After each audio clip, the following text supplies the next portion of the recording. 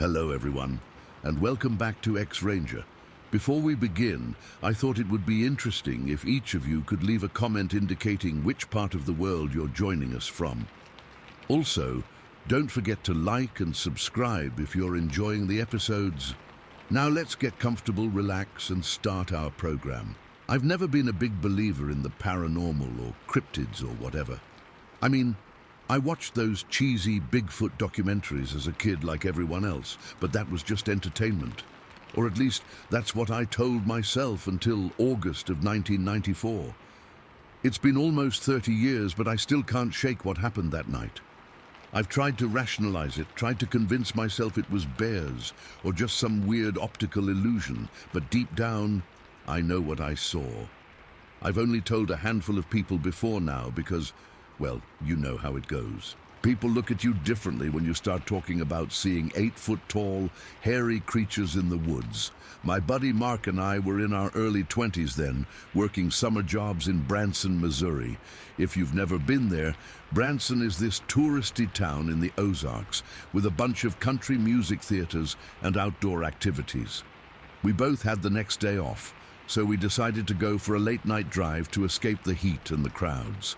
Around 1 in the morning, we ended up at this lookout point in the Ruth and Paul Henning Conservation Area, just west of Branson.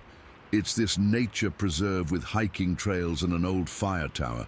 The place was totally deserted at that hour, which is exactly what we wanted.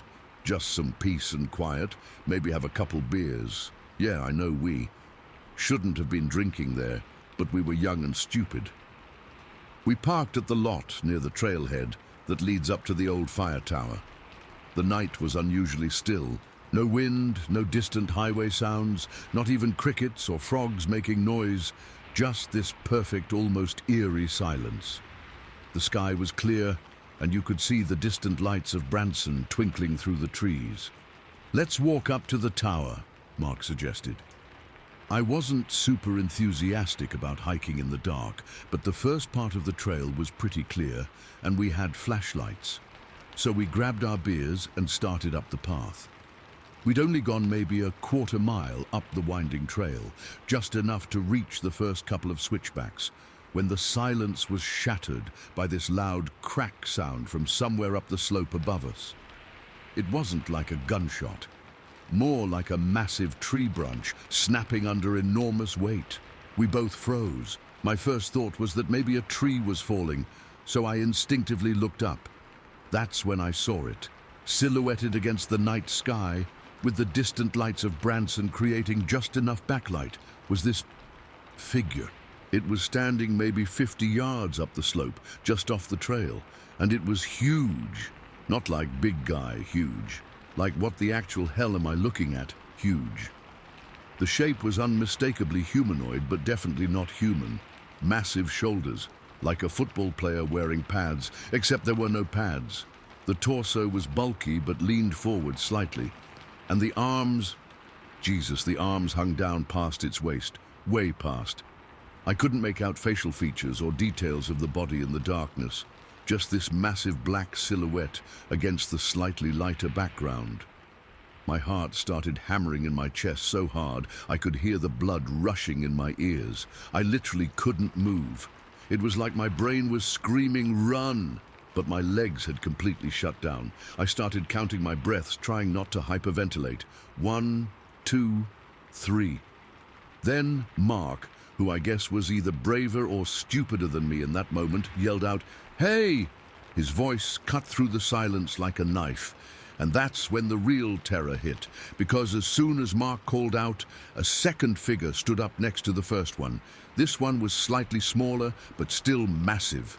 And it turned, not just its head, but its whole upper body, and looked directly at us.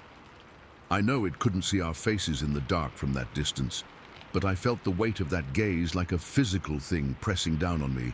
I don't know how else to explain it. I just knew it was looking right at us, studying us, and I knew with absolute certainty that we were in the presence of something not just unknown, but something that shouldn't exist in our reality. For maybe 3 seconds, which felt like 3 hours, we all just stood there, frozen in this surreal standoff, us looking up at them, them looking down at us. Then, without any warning, both creatures suddenly bolted. They didn't run like humans. It was this weird, hunched-over gait, still on two legs, but using their long arms almost like additional limbs for balance. They moved through the brush with shocking speed, heading deeper into the forest. The sound was unbelievable. It wasn't just footsteps, it was like someone was taking baseball bats to the underbrush. Branches snapped, bushes cracked and swished, small trees actually bent and sprung back as these things plowed through them like they were nothing. The noise was so loud, it was almost disorienting. Then, as suddenly as it started, the forest went dead silent again. "What the fuck?" Mark whispered. We stood there for at least another minute, both of us shaking. I realized I'd dropped my beer somewhere during the encounter and couldn't even remember when. Now, you'd think the smart thing would be to turn around and get the hell out of there, right? Head back to the car and never return to these woods again. But we were young guys, and after the initial shock wore off, curiosity started to take over. Plus, the thought of turning our backs to those things in the dark was somehow scarier than cautiously moving forward. "I think they're gone," Mark said. "Let's go see where they were standing." I wanted to say no, but I also didn't want to look like a coward. Plus, I needed to know. I needed to confirm what we'd seen was real. So we slowly made our way up the trail, flashlight beams dancing nervously across the path. Every shadow looked like a giant humanoid ready to pounce. Every slight breeze through the leaves sounded like heavy breathing. We reached the spot where they had been standing and immediately noticed the disturbed ground. There were no clear footprints. The soil was too hard and rocky for that. But there were broken twigs, displaced rocks, and these weird depressions in the softer patches of dirt. Mark shined his flashlight around while I nervously kept watch. "Dude," he said, pointing to a broken branch, "look how high up this is." The branch was snapped about 7.5 feet off the ground. We're both around 6 feet tall, and it was well above our reach. Based on the silhouette we'd seen and the height of the broken branches, we estimated the larger one had to be at least 7.5 feet tall, maybe even closer to 8 feet. And that was with its hunched posture. If it had stood fully upright, I don't even want to think about it. Just as we were examining the area, another loud crack echoed through the forest ahead of us, deeper in the direction they had run. That was it. No more playing wilderness detective. Pure survival instinct kicked in, and we both had the same idea simultaneously. The fire tower. It was maybe a quarter-mile further up the trail, and it was the only structure around. If we could get up there, we'd be off the ground and have a 360-degree view of anything approaching. We ran up that trail like our lives depended on it, not even using our flashlights anymore because we were too scared to have our hands occupied with anything other than helping us run. I tripped twice on exposed roots, scraping my hands and knees, but the adrenaline was so intense I barely felt it. The fire tower loomed in the darkness, an old metal structure about 40 feet tall. We scrambled up the steps, our feet clanging loudly on the metal, not caring about the noise anymore. We just needed to get up, to get off the ground. Once at the top, we collapsed on the small observation platform, gasping for breath. The tower had a small enclosed cabin at the top, with windows on all sides. The door was padlocked, but at least we had the platform. "You think they can climb?" Mark asked between heavy breaths. The question hit me like a bucket of ice water. I hadn't even considered that. If these things were as agile as they seemed, a metal tower probably wouldn't be much of an obstacle. "I don't know," I replied honestly, "but at least we'll see them coming." We sat there in that tower all night. All night! Neither of us could bring ourselves to go back down in the darkness. We took turns keeping watch while the other tried to doze, but I don't think either of us actually slept. Every sound from the forest below made us jolt upright. Every shadow moving in the moonlight looked like a massive creature approaching. Around 3 a.m., we heard more branch-breaking noises from the forest, but they were distant, maybe a quarter-mile away. Then more silence. As the night wore on, the temperature dropped. August nights in Missouri can still get chilly, especially in the elevated breeze of a fire tower. We hadn't brought jackets, so we just sat there shivering, watching, waiting for dawn.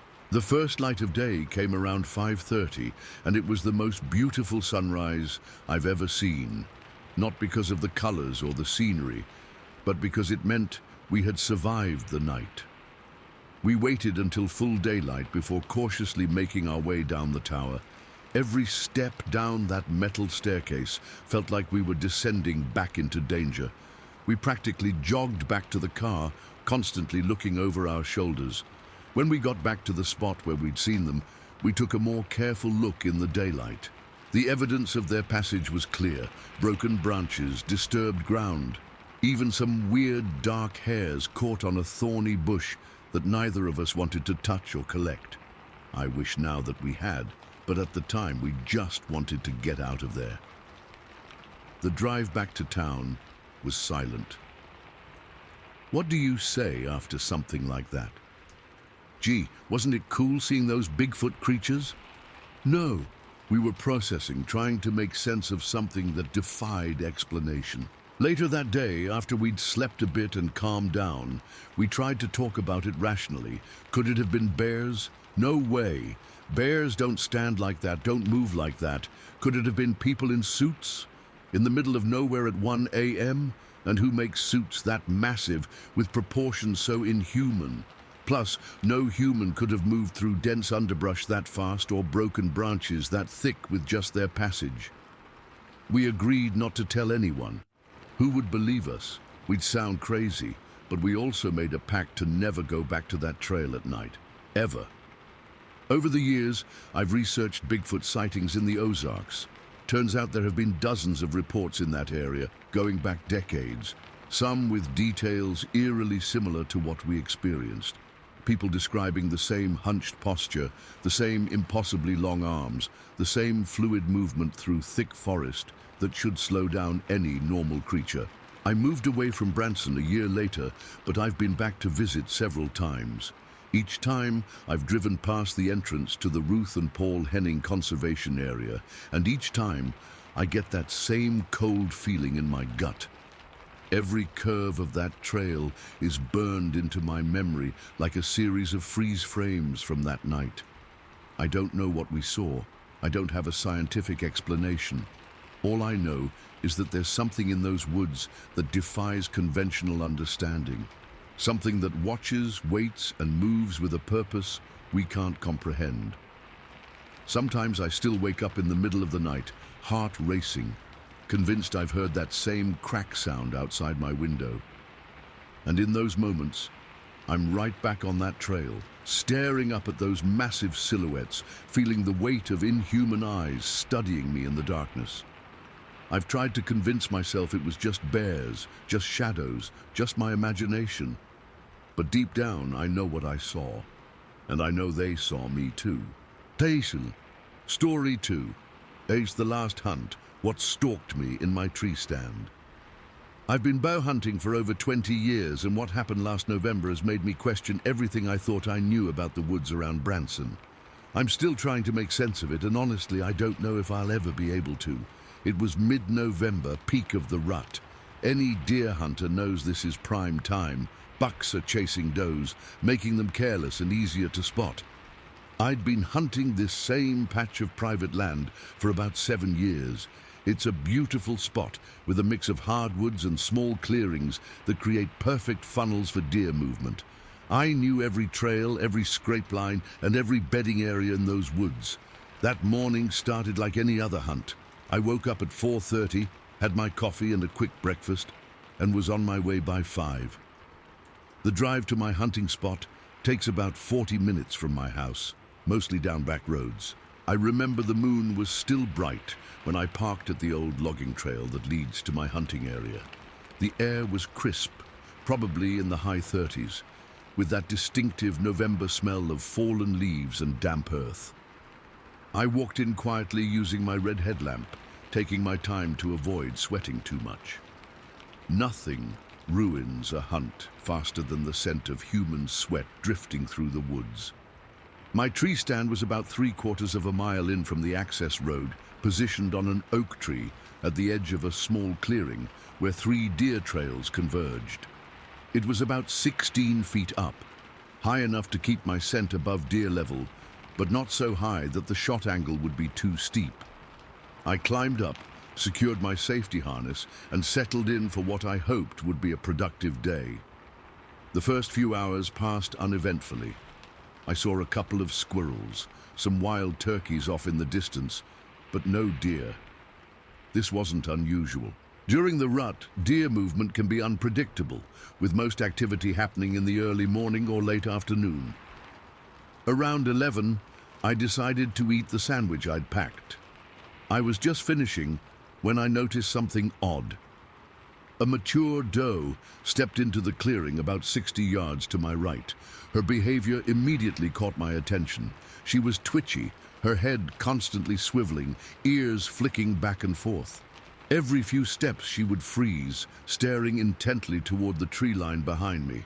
Then she'd stamp her front hoof nervously before moving again. This wasn't the behavior of a doe that had caught my scent. When deer wind a hunter, they typically snort, flag their tail, and bound away. This was different. She was nervous about something else, something that apparently scared her more than any human.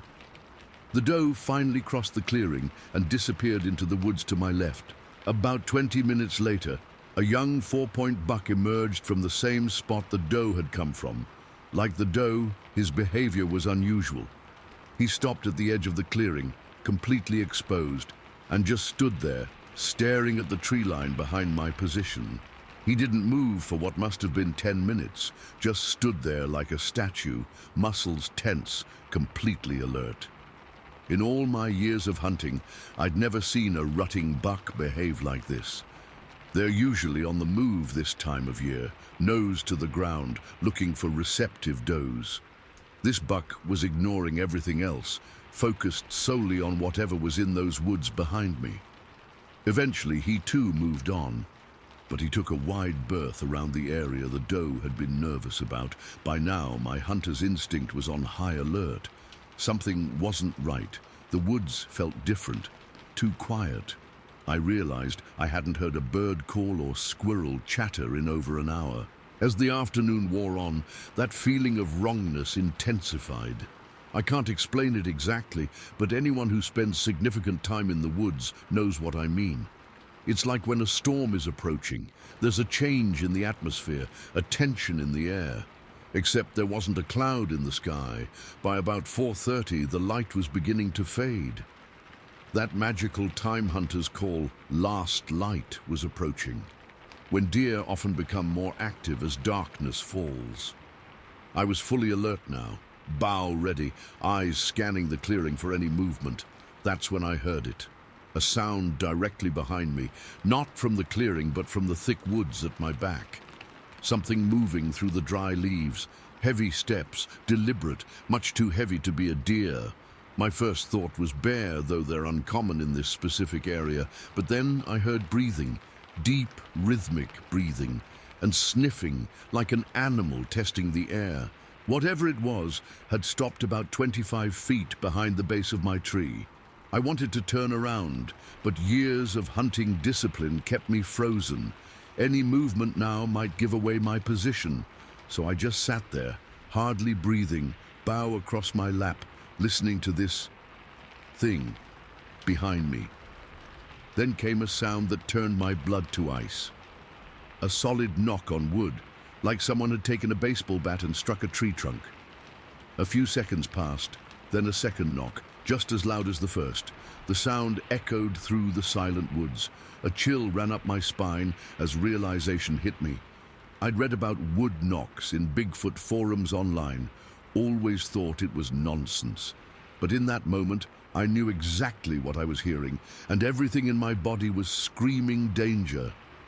With trembling hands, I quietly nocked an arrow and clipped my release to the string. I drew back slightly, not to full draw, but enough that I could quickly pull and shoot if needed. My heart was hammering so hard I was sure the thing could hear it. What happened next will haunt me forever. Two screams, if you can call them that, ripped through the forest. They weren't animal sounds, at least not from any animal I recognize. Lower than a cougar scream, deeper than a bear's roar. These were guttural, primal sounds that seemed to vibrate the very air. I felt them in my chest cavity, like standing next to a subwoofer at full volume. After the screams, the thing started moving, not away, but in a circle around my tree. I could hear it walking, heavy footsteps crushing the leaf litter, occasionally snapping twigs.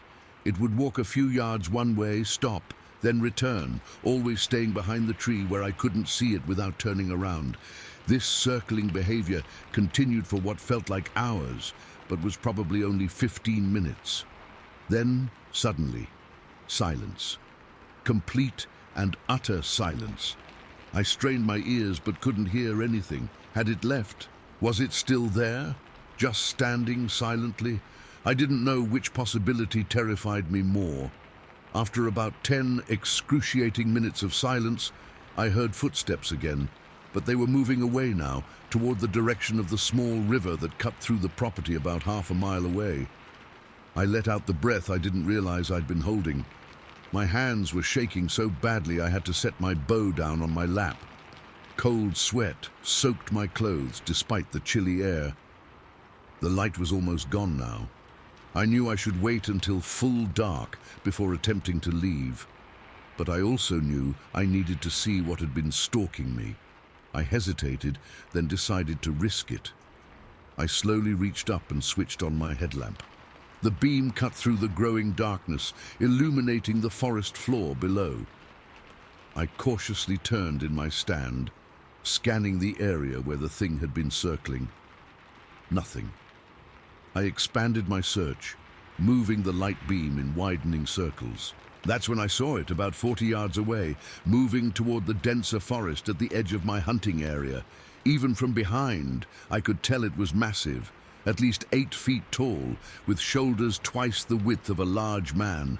It walked upright on 2 legs, but its proportions were all wrong. Arms too long, torso too broad. It was covered in what looked like dark brown or black hair. Without thinking, I kept my light on it, tracking its movement. As soon as the beam hit it directly, the creature stopped. It turned its head slightly, not enough for me to see its face, but enough to know it had sensed the light. It let out a short, deep grunt, almost like a warning, and then it was gone. Not running, just gone. Like it simply melted into the forest. The speed and silence with which something that large disappeared was perhaps the most terrifying part of the whole encounter. I sat in my stand for another hour, afraid to move, afraid to breathe too loudly. My headlamp remained on, scanning the forest constantly. Every shadow looked like it might contain that massive figure. Every rustle of leaves in the light breeze sounded like footsteps returning. Eventually, I had to get down. It was fully dark now, and sitting in that tree all night wasn't an option. My climbing sticks were still attached to the tree, so I secured my bow to my pull-up rope, attached my safety harness, and began the descent. Every metallic sound of my boots on the climbing sticks seemed deafening in the quiet forest. When my feet finally touched the ground, I felt exposed and vulnerable in a way I never had before in these woods. I unhooked my bow from the rope, nocked an arrow, and began walking out, headlamp on its brightest setting. Every few steps I would stop, listen, and scan my surroundings. The walk back to my truck, which normally took 20 minutes, took over an hour that night. I've tried to rationalize what happened. Maybe it was a bear, though I know bears don't make wood knocks or walk exclusively on 2 legs for extended periods. Maybe it was other hunters playing a prank, though no human could have disappeared that quickly or made those sounds that resonated physically in my chest. I've been back to the property since then to retrieve my trail cameras and other gear, but always in the middle of the day and never alone. I haven't hunted there again. I don't think I ever will. The trail cameras didn't capture anything unusual, but they were all pointing toward the clearing, not the dense woods behind my stand. Part of me is relieved. I'm not sure I want to see that thing clearly. I've read more Bigfoot accounts since then, looking for similar experiences. The wood knocks, the screams, the circling behavior, they're all commonly reported by others who claim to have encountered these creatures. Somehow, knowing I'm not alone in this experience isn't comforting. I still hunt, but in different areas now, always with a buddy, and never staying out until dark. I can't shake the feeling that I was being tested that day, that something was deciding whether I was prey, a threat, or just an intruder in its territory. The woods don't feel the same to me anymore. There's a knowledge I can't unlearn, an awareness that something else is out there. Something intelligent, powerful, and completely outside our ordinary understanding of wildlife. Sometimes I wake up in the middle of the night, heart racing, convinced I've heard those wood knocks outside my bedroom window. In those moments, I'm right back in that tree stand, feeling the weight of unseen eyes watching me from the shadows, and wondering what might have happened if I had remained in those woods after dark. Story 3. What we saw crossing the road at Monkey Mountain. I've been sitting on this experience for nearly 10 years now, going back and forth about whether to share it. Even typing this makes my hands a bit shaky. What we saw on June 7th, 2013 has fundamentally changed how I view the wilderness around Missouri. I grew up in Missouri and have spent plenty of time outdoors. I'm familiar with the local wildlife: deer, black bears, coyotes, and all the usual suspects. I've seen weird things in the woods before, but nothing like what happened that day at Monkey Mountain. For a bit of background, Monkey Mountain Nature Reserve in Green Valley is a beautiful area with hiking trails, camping spots, and lots of wildlife. In the weeks before our visit, there had been some local chatter about strange sightings in the area, unusual tracks, weird noises at night, and a couple claiming they saw something large moving through the trees during a hike. Being curious, and honestly a bit skeptical, my friend and I decided to check it out for ourselves. It was a Friday afternoon, unusually hot for early June. The sky was that perfect clear blue you get after a week of rain has finally cleared out. We'd taken the day off work specifically for this little adventure. My friend was driving her SUV while I had my DSLR camera on my lap, hoping to maybe photograph some wildlife or at least get some nice landscape shots. The access road to Monkey Mountain is this winding two-lane affair that cuts through dense woods before opening up to the main parking area. We were about half a mile from the entrance, chatting about where we wanted to hike first, when everything changed in an instant. About 75 feet ahead of us, something huge emerged from the right side of the road, moving from north to south across the asphalt.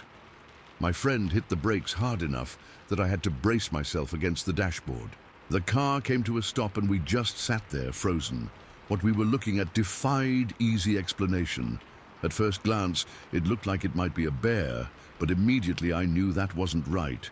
This thing was moving on all fours, but its proportions were all wrong for a bear. Its shoulders were massive, broader and more defined than any animal I'd ever seen. The upper body almost looked human-like. That's the only way I can describe it. The shoulders and upper back had this muscular definition that you just don't see in quadrupedal animals. Its fur was dark brown, almost black, with an unusual pattern, shorter on the back and longer on the sides. I remember being struck by how the fur seemed to move with each step, almost rippling across its body. I looked specifically for a tail and didn't see one, which ruled out mountain lion or other large cats. The way it moved was what really got to me. Despite its size, and this thing was big, easily the mass of a large black bear if not bigger, it moved with this unnervingly fluid grace, not the lumbering gait of a bear or the bouncy movement of a big cat. It was like, I don't know how to describe it exactly, like it was gliding across the ground while still clearly using all four limbs. Each movement was controlled and deliberate. It crossed the entire width of the road in maybe 5 seconds. My brain was screaming at me to grab my camera, but my body just wouldn't respond fast enough. By the time I fumbled with the lens cap and power button, the creature had already disappeared into the thick undergrowth on the opposite side of the road. There was barely a rustle in the leaves as it vanished. Something that size should have crashed through the brush, but it moved like a ghost. For several moments, we just sat there in complete silence. I could hear my own heartbeat pounding in my ears. My friend's knuckles were white on the steering wheel, and her face had gone completely pale. Finally, I managed to speak. "Did you see that?" I asked, my voice barely above a whisper. She nodded slowly, still staring at the spot where the creature had disappeared. "We need to go look," I said, already reaching for my door handle. "There might be tracks on the road." "No."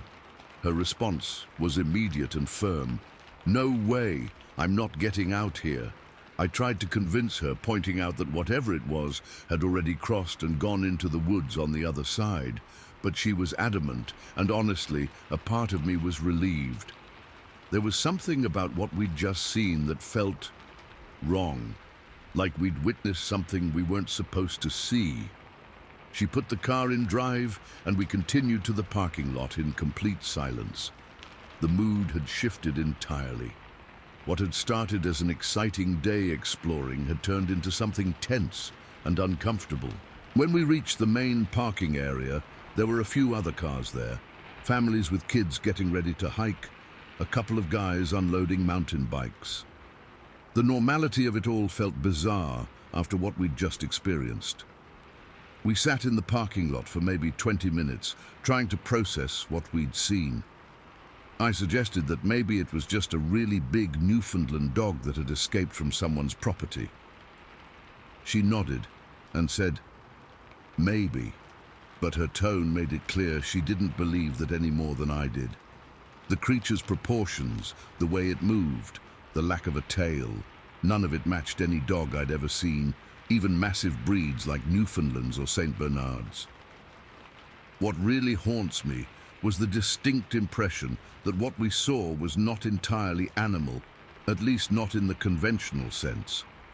The upper body, those shoulders and the way the spine curved, had an almost anthropomorphic quality to it. Not human exactly, but human-like in a way that made my skin crawl. We eventually decided to go ahead with our hike, sticking to the most populated trails and never venturing too far from other groups. The entire time, I kept my camera ready and my eyes scanning the tree line. Every rustle of leaves made me jump. I couldn't shake the feeling that we were being watched from the forest. On the drive home, I tried to bring up what we'd seen, to analyze it more rationally in the daylight. My friend shut down the conversation immediately. "I don't want to talk about it," she said, keeping her eyes fixed on the road ahead. "I just want to forget it happened." I respected her wishes at the time, but over the next few weeks, I couldn't stop thinking about it. I found myself researching large mammals native to Missouri, then expanding to cryptid sightings in the Ozarks. I came across stories of dogmen and Bigfoot reports where the creatures were seen moving on all fours. Some accounts matched elements of what we'd seen, but nothing fit perfectly. I tried bringing it up with my friend again about a month later. She got visibly uncomfortable and changed the subject. When I pressed, she said something that still gives me chills. "Whatever that was, it doesn't belong here, and I don't want it to know I saw it." It's been nearly 10 years, and she still refuses to discuss that day. We don't go hiking together anymore. In fact, she moved to Chicago last year and mentioned that she prefers being somewhere with more concrete than trees. The thing that really sticks with me, the detail that wakes me up at night sometimes, is the absolute precision of the creature's movements. Nothing that large should be able to move that gracefully. When I close my eyes, I can still see the way its back muscles flexed under that dark fur, the controlled power in each limb as it crossed the asphalt. There was intelligence in those movements, purpose, awareness. I've gone back to Monkey Mountain several times since then, always with groups, always in broad daylight. I tell myself I'm just enjoying the hiking trails, but I know I'm looking for it. I want confirmation that I'm not crazy, that what we saw was real. The rational part of my brain has constructed various explanations over the years. Maybe it was a bear with mange or some other condition that altered its appearance. Maybe it was a large wolf or coyote with unusual proportions. Maybe the angle of the sunlight and the shadows from the trees created an optical illusion that made a normal animal look strange. But deep down, I know none of those explanations fit. What we saw that day was something other, something that exists in the margins between recognized species, in the spaces on the map that science hasn't fully explored. Last summer, I was at a campfire with some friends about 30 miles from Monkey Mountain. Someone started telling scary stories, and another person mentioned hearing about strange sightings around Green Valley. My heart nearly stopped. I asked them what they meant, trying to sound casual. "Oh, you know," they said. "The usual Bigfoot stuff. But the weird ones are where people say they saw something that moved on all fours but had shoulders like a person. Creepy, right?" I couldn't speak. I just nodded and took another drink of my beer, hoping no one noticed how badly my hands were shaking. Sometimes I wonder if whatever we saw that day is still out there, crossing roads when it thinks no one is watching, moving through the forests of Missouri with that same unsettling grace. I wonder how many other people have glimpsed it and, like my friend, chosen to stay silent. I still have the camera I failed to use that day. It sits in my closet now, rarely touched. Every so often, I take it out and look through the photos from before and after that moment on the road, pictures of the trailhead, of wildflowers along the path, of my friends smiling before we saw what we saw. Nothing unusual appears in any of them. No dark shape in the background, no evidence of what crossed our path. But I know what I saw. I know those 5 seconds changed how I perceive the natural world. I know there are things in the forests of Missouri that don't appear in any wildlife guide.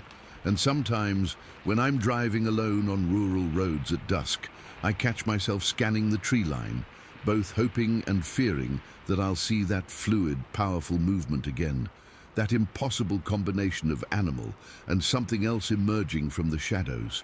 What haunts me most isn't just the memory of the creature itself, but the knowledge that it's been there all along, sharing the woods with hikers, hunters and campers, watching, moving and somehow remaining mostly unseen.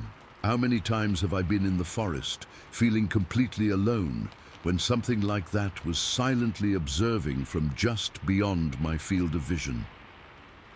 I don't know what we encountered that day. I don't have a name for it. But I know it was real, and I know it changed something fundamental in how I see the world. There are gaps in our understanding, spaces between the known and the impossible where things like this exist. And once you've glimpsed into those spaces, you can never unsee them. Story 4. They're circling our property. I never thought I'd be the type of person to write about something like this. My husband and I have always been practical people. We're both in our 50s, worked corporate jobs in St. Louis for decades, and saved up to buy our dream property for retirement. 5 years ago, we finally found it. 15 acres along the Merrimack River in Franklin County, Missouri. The land has everything we wanted: river access, woods, open fields, and a beautiful bluff that rises behind the house, giving us amazing sunset views. The first year was absolute paradise. We renovated the old farmhouse, built a workshop, planted a garden, and even set up some bird enclosures, since I've always loved keeping chickens and a few exotic birds. Our son would visit from college on weekends. We'd fish in the river, hike the trails on our property, and have bonfires under the stars. Our German Shepherd Rex would run the property boundaries daily, keeping an eye on everything. He was the perfect country dog, alert, protective, but friendly to welcome visitors. It was during our second summer here when things started to change. The shift was so gradual that we dismissed the early signs as just normal wildlife. This is rural Missouri after all. We expected to share our land with all kinds of creatures. The first unusual occurrences were the sounds. On warm evenings around dusk, we'd hear these howls. Not like coyotes, we know what coyotes sound like. These were deeper, longer, almost methodical. They'd come from the direction of the bluff behind our property. Sometimes just one long call, sometimes a series of them. They had this resonance that seemed to hang in the air afterward. My husband suggested it might be someone's dog from a neighboring property, but the sounds didn't match any dog breed I've ever heard.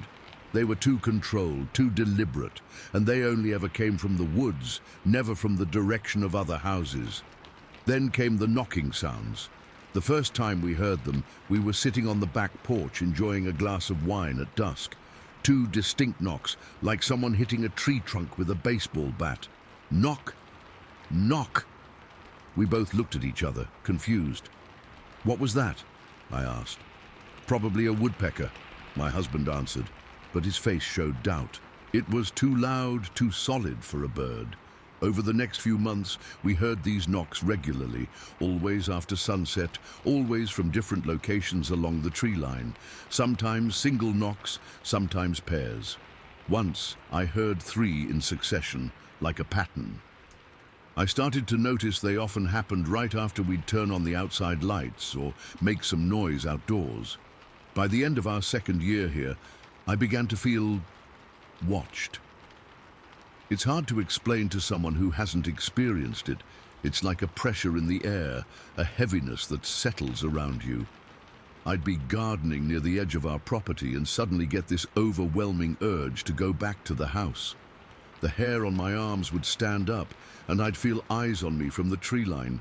My husband felt it too, though he tried to rationalize it. "It's probably just deer watching us," he'd say. "But deer don't make you feel like prey." Sometimes this feeling came with a smell, like wet dog but mustier, moldier. It would drift from the direction of the trees, especially on humid evenings. We'd catch a whiff of it on the porch or through open windows, and Rex would immediately become alert, staring at the woods with his ears forward.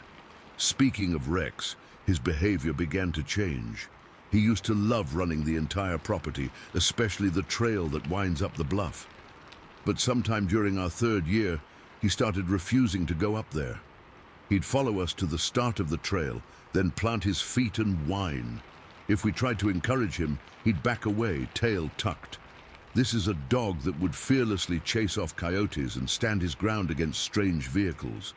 Whatever was up, that trail scared him worse than anything else. Last winter, things escalated. Our son was visiting during his winter break from college. He's always been a night owl and likes to ride his electric bike around the property, even at odd hours. One night, around 2 in the morning, he came bursting through the front door, white as a sheet and trembling. He'd been riding along the field that separates our house from the north woods when his bike light caught something crossing about 50 yards ahead of him. At first, he thought it was a person trespassing, which was concerning enough. But as he got closer, he realized what he was seeing wasn't human, at least not entirely. He described it as a tall, white figure walking on 2 legs. Not white like a person, white like it was covered in pale fur or hair. He estimated it was around 7 feet tall, with proportions that weren't quite right, arms too long, stance too hunched. It moved quickly across the field and disappeared into the trees. The worst part was that it seemed to notice him. It turned its head toward his bike light before quickening its pace into the woods. My son refused to stay another night. He packed his things and drove back to his apartment in St. Louis that same night at 3 in the morning. He's visited us since then, but he won't stay overnight anymore. He won't even talk about what he saw. When we bring it up, he changes the subject or makes an excuse to leave the room. After that incident, I started researching. I found information about Bigfoot or Sasquatch sightings that mentioned tree knocks as a form of communication. Many reports described a feeling of being watched and that same musky odor. Some even mentioned pale-colored specimens, though those seemed rarer than the typical brown or black descriptions. I was still trying to stay rational, to find other explanations, when something happened that I couldn't explain away. I keep several fancy chickens and a couple of exotic birds in a secure enclosure near the workshop. One morning, I went out to feed them and found 3 of the birds dead. Not eaten, not taken, just killed. The enclosure was still locked, with no signs of forced entry. No holes in the wire, no digging underneath. Whatever did it had somehow opened the latch, killed the birds, and relocked the door. My husband installed trail cameras after that, 4 of them, covering different approaches to the house and the bird enclosures. For weeks, we checked them religiously. Most nights showed nothing unusual, just deer, raccoons, the occasional fox. But there were nights when the cameras would stop recording for hours at a time, all 4 simultaneously, with no explanation. No battery issues, no technical problems we could identify. They would just go dead from around midnight to 4 a.m., then start working again. The most terrifying incident happened just last month. I was out early one morning, taking feed to the cats we keep in the workshop to control mice. It was just after sunrise, misty and quiet. I had the cat food in a plastic container, focused on not spilling it as I walked. When I was about halfway between the house and the workshop, I heard it. 3 distinct knocks from the tree line, maybe 30 feet away. Knock, knock, knock. Crisp, deliberate, evenly spaced. I froze. The sound was so close, so intentional. It wasn't an animal sound or a random noise. It was communication. Something was announcing its presence to me. I dropped the container of cat food. Kibble scattered across the grass as I turned and ran back to the house, not looking back. I slammed and locked the door behind me, hands shaking so badly I could barely turn the deadbolt. My husband was in the shower. By the time he got out, I had somewhat composed myself, though I was still sitting at the kitchen table, staring out the window toward the tree line. I told him what happened. He wanted to go investigate, but something in my expression stopped him. Instead, he went to feed the cats later, carrying his pistol in his waistband. He found nothing, of course. No footprints in the soft ground, no broken branches. Just the scattered cat food where I'd dropped it. But he believed me. He'd heard enough by then to know something wasn't right on our property. Since then, I've changed my routines. I don't go out alone near the edges of our property. I don't walk to the workshop or the chicken enclosures at dawn or dusk. I keep the curtains closed at night and stay away from windows. When I'm home alone, I keep Rex inside with me, though his alertness to whatever's out there is sometimes more unnerving than comforting. He'll suddenly stand up, stare at a window and growl softly, even when I can't hear anything. The worst part is the increasing certainty that we're dealing with more than one, whatever they are. The sounds come from different directions simultaneously sometimes. A howl from the bluff, answered by another from the direction of the river. Tree knocks from the north side of the property, followed by responding knocks from the east. It feels coordinated, like they're communicating with each other, circling our property, watching us. My husband wants to sell, but the housing market is terrible right now, and we've put so much money into renovations. This was supposed to be our forever home, our retirement dream. I'm not ready to give up on it yet, though each week brings new incidents that test my resolve. Last night was the closest I've come to telling him to put the house on the market, regardless of what we might lose. I was up late reading in the living room. My husband had gone to bed hours earlier, and Rex was asleep at my feet. Around 1:30 in the morning, I heard heavy footsteps on our front porch. Not sneaking, just walking openly, creaking the old porch boards. Then something touched the door handle. I heard the metal turn slightly, testing if it was locked. Rex woke up instantly, hackles raised, but instead of barking, he backed away from the door, whining. I sat paralyzed in my chair as the handle slowly returned to its position. Then 3 deliberate knocks on the door, not frantic, not urgent, just calm, intentional knocking like a neighbor might do. I didn't answer. I didn't call out. I reached for my phone to text my husband upstairs, afraid that speaking might somehow make things worse.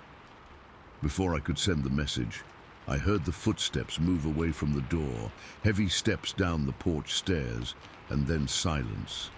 This morning, there were muddy footprints on the porch.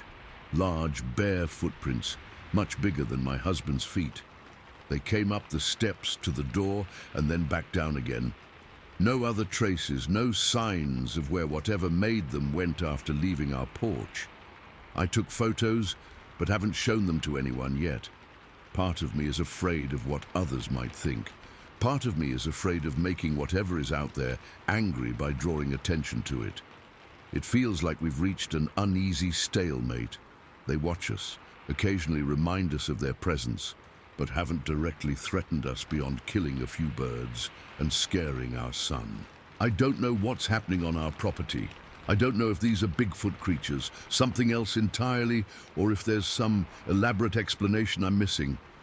All I know is that something is out there, watching, knocking, circling, and sometimes, on dark nights when the howls echo from the bluff, I wonder how long this stalemate will last, and what might happen when they decide to do more than just watch. Story 5. Number sign, the thing under the streetlight. I've always been a night walker. There's something peaceful about moving through familiar places when everyone else is asleep. I work second shift at the manufacturing plant in Sullivan, Missouri, so I'm usually wide awake when most people are winding down. Walking helps me decompress after work before trying to sleep. This happened last Thursday night. I'd finished my shift at 11, and instead of driving straight home, I decided to take my usual route past City Lake Park. It's a nice area during the day. Families fishing, kids on the playground, that sort of thing. At night it's completely deserted but still well lit along the main paths. I've walked there dozens of times and never felt unsafe. It was a clear night, not too cold for this time of year. The park was empty as usual, just the occasional rustle of night creatures in the bushes. I was about halfway around the lake, lost in thoughts about work drama, when something at the edge of my vision made me stop dead in my tracks. Under one of the tall streetlights that line the park road, something was moving. My first thought was that it was someone cutting across the park, maybe a teenager taking a shortcut home. That wouldn't be unusual, though not many people walk through there that late. But as I focused on the figure, I realized something was very wrong with what I was seeing. The proportions were all off. The legs were unnaturally long and thin compared to the body. The torso was compact but powerful looking, not bulky but dense in a way that's hard to describe. And the arms, God, the arms hung down almost to its knees. I could see hair, actual hair, about 4 inches long on its forearms, swinging slightly in the yellowish glow of the streetlight. It was standing completely upright, but the posture wasn't human. There was something about the way it held itself, like its spine wasn't configured the same way ours are, and it moved with this unsettling fluidity, each step rolling smoothly into the next. Humans don't move like that. Nothing I've ever seen moves like that. Under the direct light, I could make out the silhouette clearly, the rounded head, the set of the shoulders, the distinctive swing of those 2 long limbs. It wasn't wearing clothes. It wasn't carrying anything. It was just there, crossing the path as if it had every right to be there. My body reacted before my brain could fully process what I was seeing. Every instinct I had was suddenly screaming at me to get out, but also not to run. It was like some primal part of my brain recognized a predator and knew that running would trigger a chase response. I slowly turned around, facing back toward town, and began walking at a measured pace. Every fiber of my being wanted to sprint, but I forced myself to maintain a normal walking speed. I didn't look back, not once. I was terrified that if I turned my head, I'd see it following me, or worse, that it would somehow be right behind me. My heart was pounding so hard I could feel it in my throat. My mouth went completely dry. I had this horrible prickling sensation up and down my spine, like phantom fingers tracing my vertebrae. I kept walking, one foot in front of the other, fighting the urge to break into a run with every step. The walk back to my car felt like it took hours, though it was probably only about 10 minutes. When I finally reached my vehicle, my hands were shaking so badly I dropped my keys twice before managing to unlock the door. I got in, locked all the doors immediately, and just sat there for a minute, trying to calm my breathing. I drove home with all the doors locked, constantly checking my rearview mirror. When I got home, I double-checked all the locks and closed every blind and curtain before I could even begin to relax. I couldn't sleep that night. Every time I closed my eyes, I saw that silhouette under the streetlight. I kept replaying the moment over and over, trying to convince myself that I'd seen a person with unusual proportions, or maybe someone on stilts, or literally anything that would make more sense than what my eyes had actually registered. By around 3 in the morning, I decided to do some research. I'd never been particularly interested in cryptids or Bigfoot or anything like that, but I suddenly found myself diving into forums and YouTube videos, looking for anything similar to what I'd seen. Most of the Bigfoot reports and videos I found didn't match. The creatures people typically described were bulky, heavy-set things with massive shoulders like linebackers. What I saw was leaner, more athletic-looking, still powerful, but in a sinewy, predatory way rather than brute strength. I was about to give up when I came across a mention of something called Jacob's video in one of the forums. I searched for it and found a grainy clip from someone's dash cam. The quality was terrible, but the moment I saw the way the figure in that video moved, my blood ran cold. That fluid, almost graceful gait, the proportions, the way it held its arms. It was exactly what I'd seen. The comments section was full of debate about whether it was real or fake, but I didn't need convincing. I knew exactly what I was looking at because I had seen it with my own eyes just hours earlier. What really terrifies me, what keeps me up at night even now, is the timing of it all. If I had arrived at that spot 10 seconds later, I would never have seen the creature at all. It would have already crossed the path and disappeared into the darkness beyond. Or worse, if I had arrived at the exact moment it was crossing, we would have been face to face under that streetlight. How close had I come to a direct encounter? 5 seconds? Less? The thought makes me physically ill. I've replayed the scene in my mind hundreds of times since then. The thing was moving with purpose, heading somewhere specific. It wasn't wandering or hunting, at least I don't think it was. It was using the park as a throughway, just like I was. How many times had I walked that same path at night, completely unaware that I was sharing the space with something like that? I've been trying to make sense of what I saw. I'm not the type of person who jumps to supernatural explanations.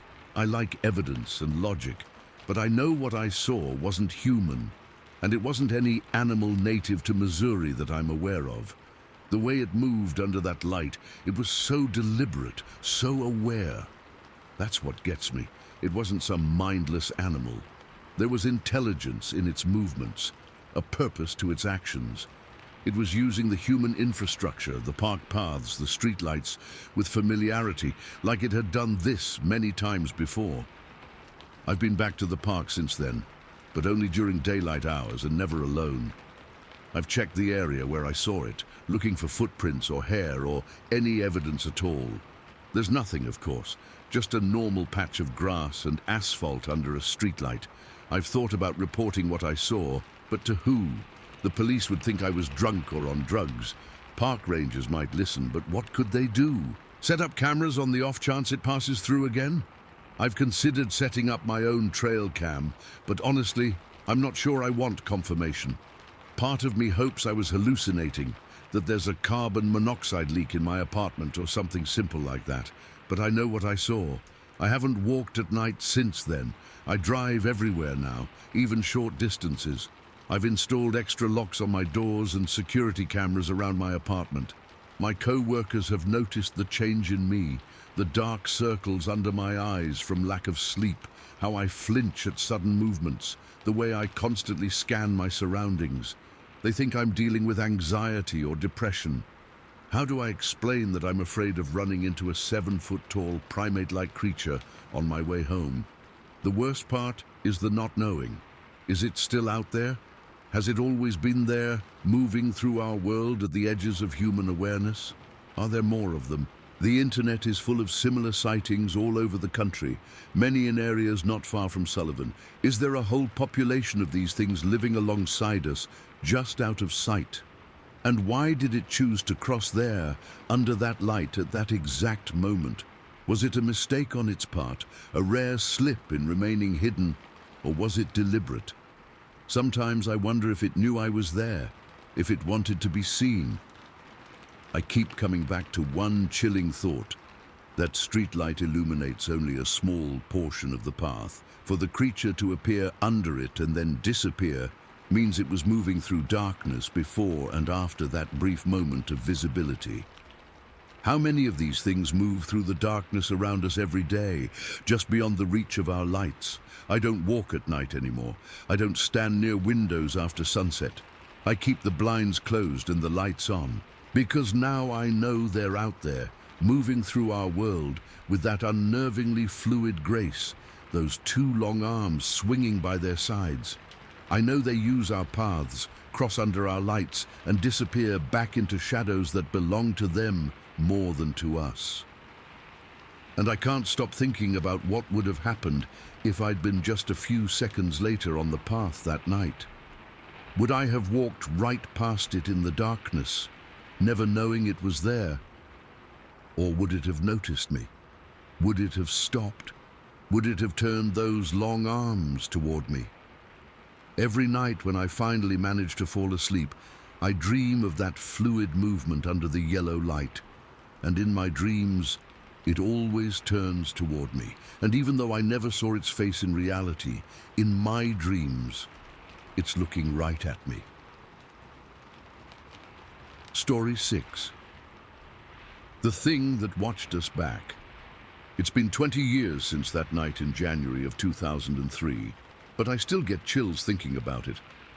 I've only told this story to a handful of people because, well, who would believe it? But I know what Joe and I saw on that highway in Baxter County, and it wasn't human. I was 32 at the time, working construction in northern Arkansas. Joe was my co-worker and fishing buddy. We'd known each other since high school.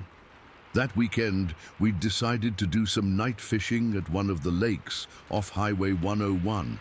It wasn't the best time of year for it, being January and all, but we were both going through some personal stuff and needed to get away from everything. We'd spent most of the night out on the water, caught a few decent-sized bass, drank a few beers, not enough to be impaired, just to stay warm, and were heading back home around 2:30 in the morning. I was driving my old Ford F-150, and Joe was in the passenger seat half asleep. The roads were completely empty. I mean, who else would be out in the middle of nowhere, Arkansas at that hour on a cold January night? Highway 101 is this winding 2-lane road that cuts through dense forest for miles. There are no streetlights, just your headlights cutting through absolute darkness. We were approaching the junction with Highway 62, maybe 5 miles out, when my headlights picked up something on the western shoulder of the road. At first glance, I thought it was a person. That was alarming enough. Finding someone walking along this deserted highway in the middle of the night would be strange and concerning. But as we got closer, I realized that whatever was walking along that shoulder was way too big to be a person. I slowed down, not dramatically, just eased off the gas. Joe must have sensed the change in speed because he sat up straighter and leaned forward. "What's up?" he asked, still groggy. I didn't answer. I couldn't. My brain was struggling to process what my eyes were seeing. This thing was walking upright on 2 legs. It had to be at least 7 feet tall, maybe taller. It had broad shoulders, massively thick compared to a human's. It was covered in what looked like dark fur, not clothing, actual fur, that seemed to absorb the light, rather than reflect it. The arms were what really got me. They hung down much longer than a human's arms should, almost to knee level. As we got closer, maybe 50 yards away now, I'd slowed to about 35 miles per hour. Joe was fully alert now, leaning forward against his seatbelt, hands braced on the dashboard. "What the fuck is that?" he whispered. Before I could answer, the creature did something that froze the blood in my veins. In one fluid motion, it stepped from the shoulder directly onto the road and crossed to the center line. Then it stopped. It just stopped right there, straddling the yellow line, and turned its entire body toward our approaching truck. I instinctively hit the brakes, not slamming them, but firmly enough that we slowed to maybe 20 miles per hour. We were now close enough that the creature was fully illuminated in our headlights. This is where it gets really weird, and I know how this sounds, but I swear on everything I care about that this is exactly what happened. It looked at us, not just in our direction. It methodically examined us through the windshield. First me, then Joe, then back to me. There was an intelligence in that assessment that was unmistakable. It wasn't the random glance of an animal caught in headlights. It was studying us. Time seemed to stretch. I don't know how long we actually sat there, slowly rolling forward, being observed by this massive figure standing in the middle of the road. It could have been 10 seconds or a minute. Shock does weird things to your perception. I remember trying to make out a face, but the head was somewhat shadowed despite our headlights. The overall shape was vaguely human but broader, with no discernible neck. The head seemed to sit directly on those massive shoulders. I couldn't see eyes reflecting light like you would with a deer or other animal, but I could feel its gaze moving between us. It's the only time in my life I've physically felt someone stare like a weight. There was no aggression in its posture. That's important to note. It wasn't threatening us or trying to intimidate. It was just evaluating, cataloging, like we were exhibits and it was the observer. Then, as suddenly as it had appeared, it made its next move. It turned its head forward again, looking down the road ahead, and in one smooth motion, it bent forward at the waist and placed what I can only describe as the knuckles of its hands on the asphalt. Not like it was falling or stumbling. This was a controlled, practiced movement, like a gorilla but more fluid. Then it propelled itself forward in this bizarre, half-walking, half-swinging motion. It covered the remaining distance to the eastern shoulder in 2 strides, landed already in motion, and disappeared into the darkness beyond the reach of our headlights. The whole transition from standing to gone took maybe 3 seconds. Joe and I sat in complete silence as we continued rolling forward at about 20 miles per hour. I don't think either of us was capable of speech. My knuckles were white on the steering wheel. I could hear Joe's breathing, short, shallow gasps. We passed the exact spot where it had stood just moments before. There was nothing there, no evidence, no sign that anything unusual had just occurred. Just empty asphalt illuminated in our headlights. We drove for another mile or so before either of us spoke. "Did you?" Joe started. "Yeah," I cut him off. "I saw it. That wasn't a bear. No. That wasn't a person. No." Another long pause. "What the fuck was that?" Joe's voice had a slight tremor that I'd never heard from him before. Joe was the guy who laughed off close calls on construction sites, who thought horror movies were comedies. Hearing him scared made my own fear more real. "I don't know," I replied honestly. We drove the rest of the way back to town in near silence, occasionally making small observations that danced around the central question: what had we just encountered? We both agreed on the basic details. It was huge, it walked upright, it had dark fur, and it moved with a strange combination of power and grace that neither of us had ever seen before. When we got back to town, we stopped at an all-night diner. Not because we were hungry, but because neither of us wanted to be alone with our thoughts just yet. We needed the fluorescent lights, the clatter of dishes, the normalcy of other humans going about their business. Over coffee that we barely touched, we tried to rationalize what we'd seen. A man in a costume at 3 a.m. on a deserted highway miles from anywhere. A bear with mange that made it look strange.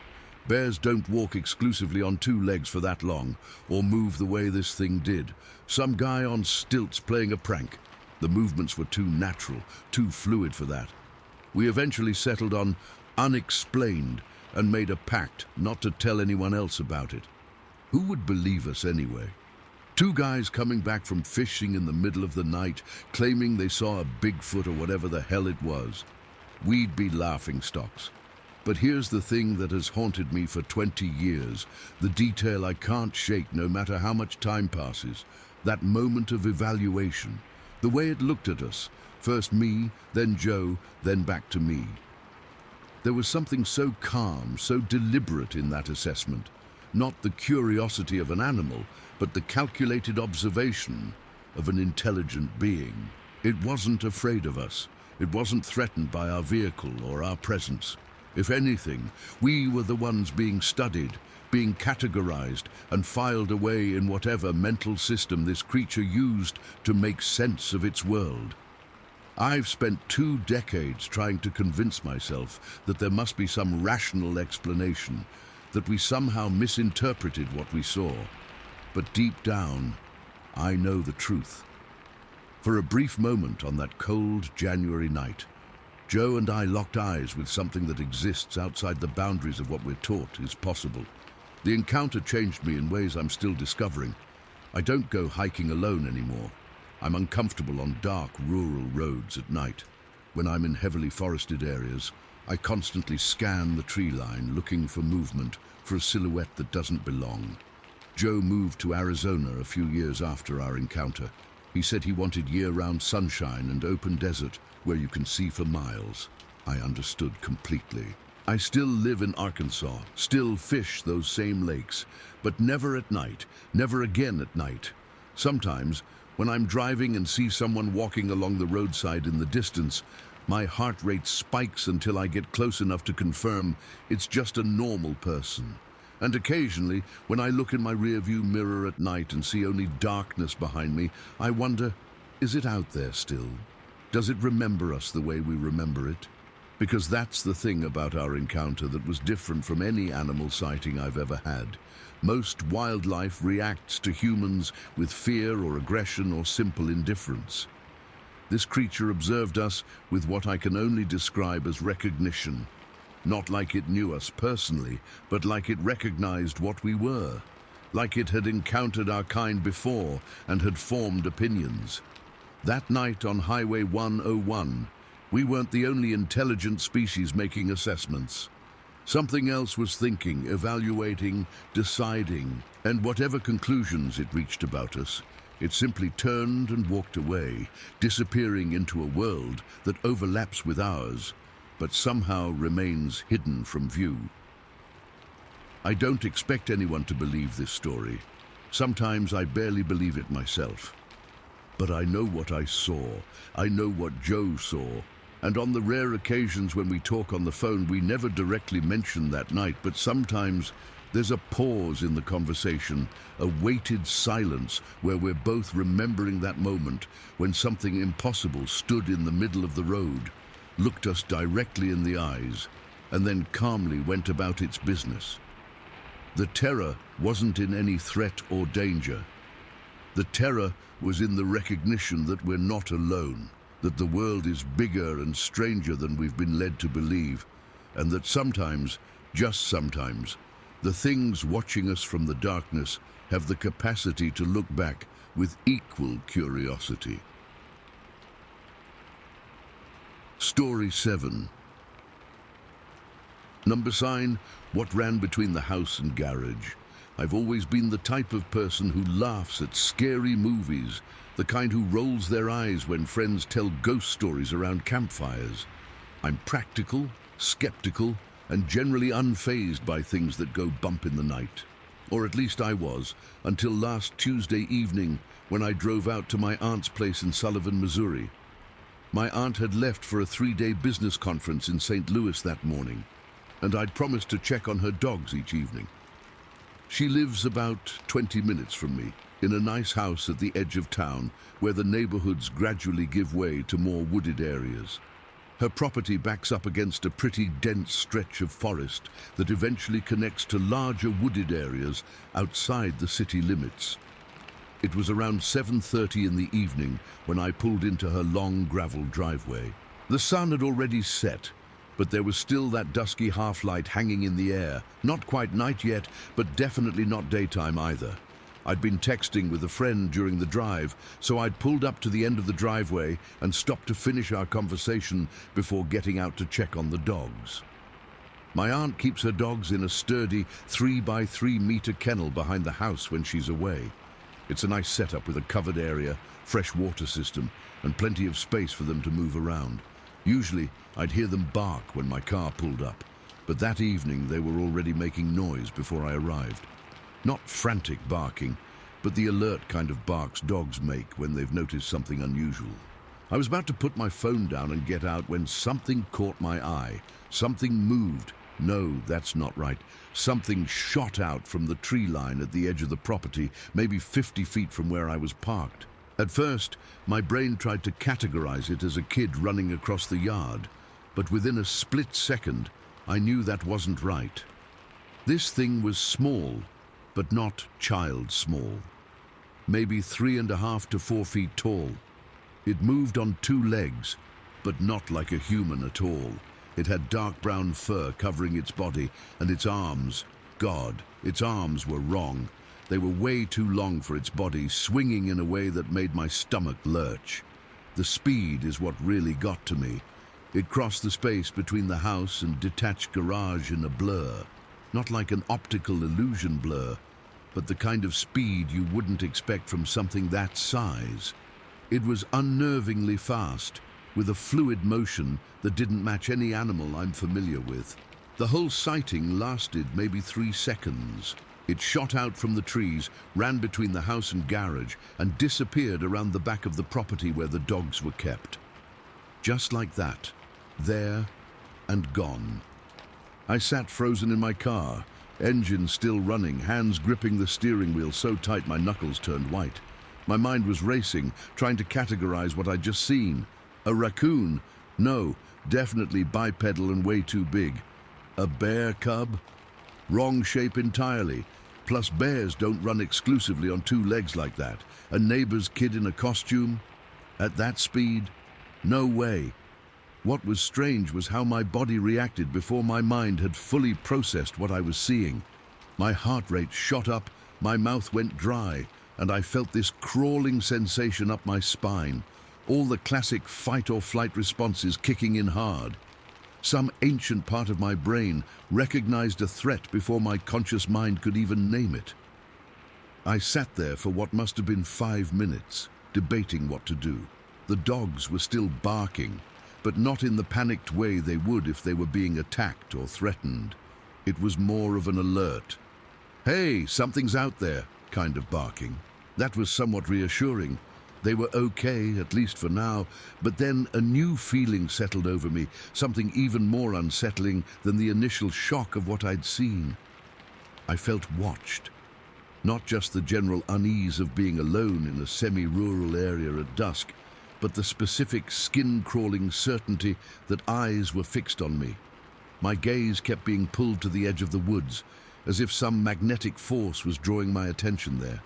I couldn't see anything moving, couldn't make out any shapes in the growing darkness, but I knew something was still there, motionless, observing every move I made.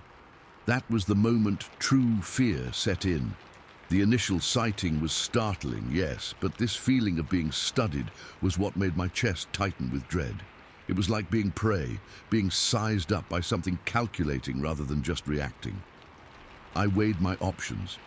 The responsible thing would be to get out, quickly check on the dogs, make sure they had food and water, and leave. That's what I'd promised my aunt I'd do. But some deeper instinct was screaming at me to leave, to drive away, to put distance between myself and whatever was out there. As I sat there, another thought formed, one that still makes me shudder when I think about it. What if the small, fast creature I saw wasn't the main threat? What if it was a juvenile, an adolescent of something larger, something that might still be in those woods, watching me right now? The thought chilled me to the bone. I stared at the dark line of trees, trying to penetrate the shadows with my eyes.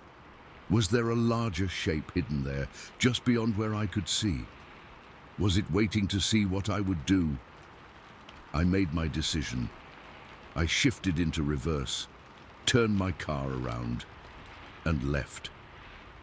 I know how that sounds. I abandoned my promise to check on the dogs, but something in me, some primal instinct I couldn't ignore, told me that opening my car door and exposing myself would be a mistake, a potentially deadly one. As I backed down the driveway, I kept checking my rearview mirror, half expecting to see that small figure dart across the drive behind me, or worse, something larger emerging from the tree line. But there was nothing visible, just the growing darkness and my aunt's house receding in the distance. I called her as soon as I got home, making up an excuse about feeling sick and promising to check on the dogs first thing in the morning.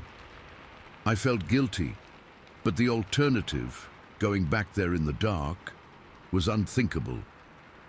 I barely slept that night. Every time I closed my eyes, I saw that small, fast shape darting between the buildings. I kept thinking about those unnaturally long arms, the smooth speed of its movement. And worst of all, that feeling of being watched, of being evaluated by something hidden and patient. The next morning, I returned to my aunt's house as promised. In the bright light of day, with other houses visible in the distance and normal neighborhood sounds in the air, it was hard to reconnect with the fear I'd felt the evening before. The dogs were fine, a bit hungry, but otherwise in good spirits. There were no signs of disturbance around their kennel, no evidence that anything unusual had happened. I even worked up the courage to walk around the property looking for footprints or any other evidence of what I'd seen. Nothing. The ground was too hard and dry to hold prints, and whatever had crossed between those buildings had left no trace of its passing. Part of me wanted to believe I'd imagined it all, a trick of the light, an overly tired mind seeing patterns in shadows. But I know what I saw, and more importantly, I know what I felt. That sensation of being watched wasn't imagination, it was real as the ground beneath my feet. I've been back to my aunt's house several times since then, always in broad daylight, always looking carefully at the tree line, always feeling slightly on edge. I haven't seen the small creature again, and the feeling of being watched hasn't returned. But I've noticed that I never stay until dusk anymore. I make sure my visits are finished well before the light begins to fade. I've done some research since then, looking into local wildlife and unexplained sightings in the area. Sullivan and the surrounding woods have had their share of strange reports over the years. Unusual sounds at night, livestock acting spooked for no apparent reason, hikers feeling followed on trails. Most are dismissed as known wildlife or overactive imaginations, but there are a few accounts that mention similar details. Small, fast-moving bipedal creatures with long arms, often seen at the edges of properties near wooded areas. Some theories suggest juvenile Bigfoot or skunk apes, though I've never given those stories much credence before. Now, I'm not so sure. I'm not saying that's what I saw. I'm not putting a label on it at all. But I know it wasn't anything that should exist in the Missouri woods, according to conventional understanding. What bothers me most isn't just the creature itself, but the implications of its presence.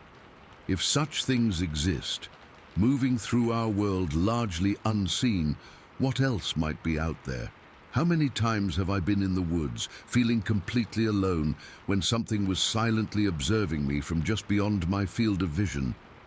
I still haven't told my aunt about what happened. What would I say?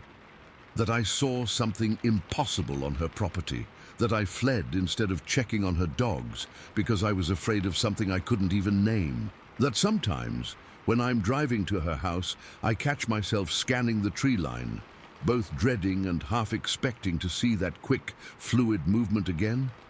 Some experiences change how you see the world. They create a before and after, a dividing line in your life. Before, I was the skeptic, the eye roller, the one who needed proof. After, I'm the one who checks the locks twice at night, who keeps the blinds drawn after dark, who feels a chill when the wind rustles through trees at dusk, because now I know that sometimes the monsters we dismiss as imagination are watching us from the woods, waiting for us to let our guard down.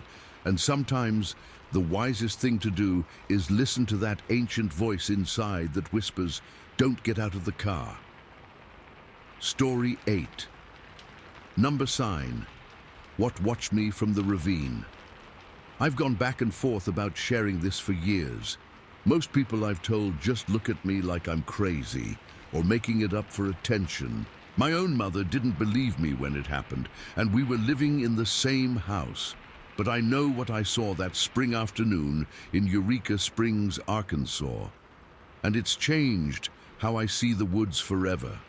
I was 17 at the time, living with my mom in a small house at the edge of town.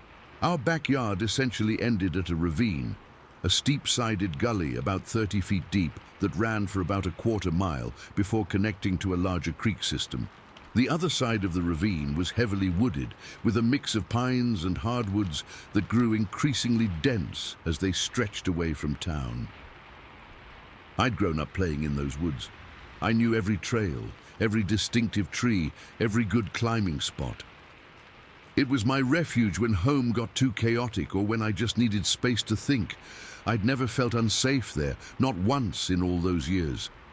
Even as a teenager, when most kids were hanging out at the mall or whatever, I still found myself drawn to those familiar paths. It was a Tuesday afternoon in mid-April. School had let out, and I had a couple hours before dinner. The weather was perfect, about 65 degrees, sunny with that fresh spring feeling in the air. I decided to take a walk along the ravine, something I'd done hundreds of times before. Our property came within about 10 feet of the ravine's edge, and there was a small path I always took that wound down to the bottom, where a small stream trickled through. That day, I wasn't planning to go all the way down, just walk along the edge for a bit, enjoying the sunshine and solitude. I'd been walking for maybe 5 minutes when I heard it, the sound of dry leaves rustling from across the ravine. Not the gentle rustling that comes from a breeze, but the deliberate crunching of something heavy moving through undergrowth. Something big. My first thought was deer. We had plenty of them in the area, and it wasn't unusual to startle one while walking. But this sound was different, heavier, more methodical. I stopped and scanned the opposite slope, trying to locate the source. For a few seconds, I saw nothing. Then the sound came again, closer now, and my eyes locked onto movement about halfway up the opposite slope. What I saw in those next 3 seconds, seconds that seemed to stretch into a full minute, is burned into my memory more clearly than anything else I've ever experienced. A massive figure was climbing up the far side of the ravine. Massive is the only word that fits. It was tall, at least 7 feet, with broad shoulders and a bulk that immediately ruled out any normal human. It was covered in dark hair or fur that wasn't quite black, but a deep brown that blended with the shadows between trees. It was moving upright, on 2 legs. That detail is crucial because my brain initially tried to categorize it as a bear. But this wasn't a bear occasionally standing on its hind legs. This was a creature that walked fully upright with a steady, purposeful gait. Its arms swung at its sides in rhythm with its stride, though I couldn't see its hands clearly. A low-hanging branch obscured its head from my view, but I could clearly see its lower body, the legs striding powerfully up the steep incline. The way it moved was what really struck me. There was a weight to each step, a deliberate placement of feet that spoke of power and confidence. This wasn't an animal struggling for balance on 2 legs. This was something designed to walk that way, moving with the assured steadiness that comes from a lifetime of bipedal movement. I should have run then. Every instinct was screaming at me to retreat, to get back to the house as quickly as possible. But instead, I made what was probably the worst decision of my life. Curiosity overwhelmed fear, and I actually thought, that I needed to get a better look to confirm what I was seeing. So I moved. Carefully, trying to stay quiet, I worked my way around the upper edge of the ravine, angling for a better vantage point where I might get a clearer view of whatever was climbing the opposite slope. I was essentially paralleling its path, keeping the ravine between us, but trying to get ahead of it to see where it emerged at the top. I reached a small clearing that gave me a good view of the upper part of the opposite slope, and then I stopped, listening intently. Nothing. The forest had gone completely silent. No birds, no rustling leaves, no movement whatsoever. It was as if everything was holding its breath. I stood there for maybe 30 seconds, straining my ears, scanning back and forth across the tree line. Had it changed direction? Had I imagined the whole thing? The silence was so complete it made me doubt what I'd just seen. That's when something shifted inside me. It wasn't a conscious thought, but a primal response that bypassed rational thinking entirely. A certainty flooded through me. I was being watched. Not just watched, but studied. And whatever was watching me was close, much closer than it should have been given where I'd last seen it. Pure terror erupted from some ancient part of my brain. I turned and ran, full sprint, no longer caring about noise or dignity or anything except getting away. I crashed through underbrush, jumped over fallen logs, ran as if my life depended on it, because in that moment I was absolutely certain that it did. I burst into our backyard, still running, and didn't stop until I hit the back door. I slammed into the kitchen, breathless, shouting for my mom. She was at the stove cooking and turned to me with alarm. I tried to tell her what I'd seen, the words tumbling out in a panicked jumble. She listened with growing skepticism, then told me to calm down, that it was probably just a bear or my imagination running wild. She wouldn't even come look out the window. I remember standing there in the kitchen, my heart still pounding, feeling a strange mix of terror and frustration. How could she not believe me? How could she not understand the significance of what I'd just encountered? But the real horror, the realization that still makes my skin crawl years later, came as I stood there trying to convince her. It hit me with sudden, awful clarity. When I was moving around the ravine, trying to get a better look, it wasn't visible because it had already crossed. While I was looking for it in one direction, it had circled around, perhaps watching me the entire time from somewhere much closer than I realized. I hadn't been the observer. I had been the observed. And something in its behavior, the way it had gone silent, the way it had seemingly vanished only to create that feeling of being watched. It spoke of intelligence, of calculation, of a predator assessing a potential threat or prey. That night I kept all the blinds closed and checked the locks twice. I lay awake for hours, listening for sounds outside my window, jumping at every creak of the house settling. I couldn't shake the feeling that it knew where I lived now, that it had followed me home, that it was out there in the darkness, watching and waiting.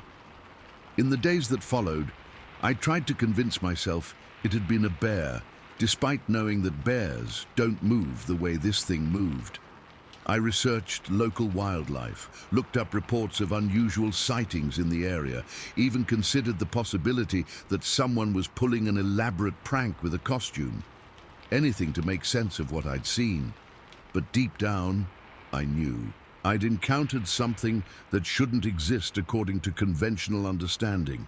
Something that moved through our world largely unseen, intelligent enough to stay hidden, powerful enough to instill instinctive terror. That was years ago, but the impact has never faded. I moved away from Eureka Springs as soon as I could after high school.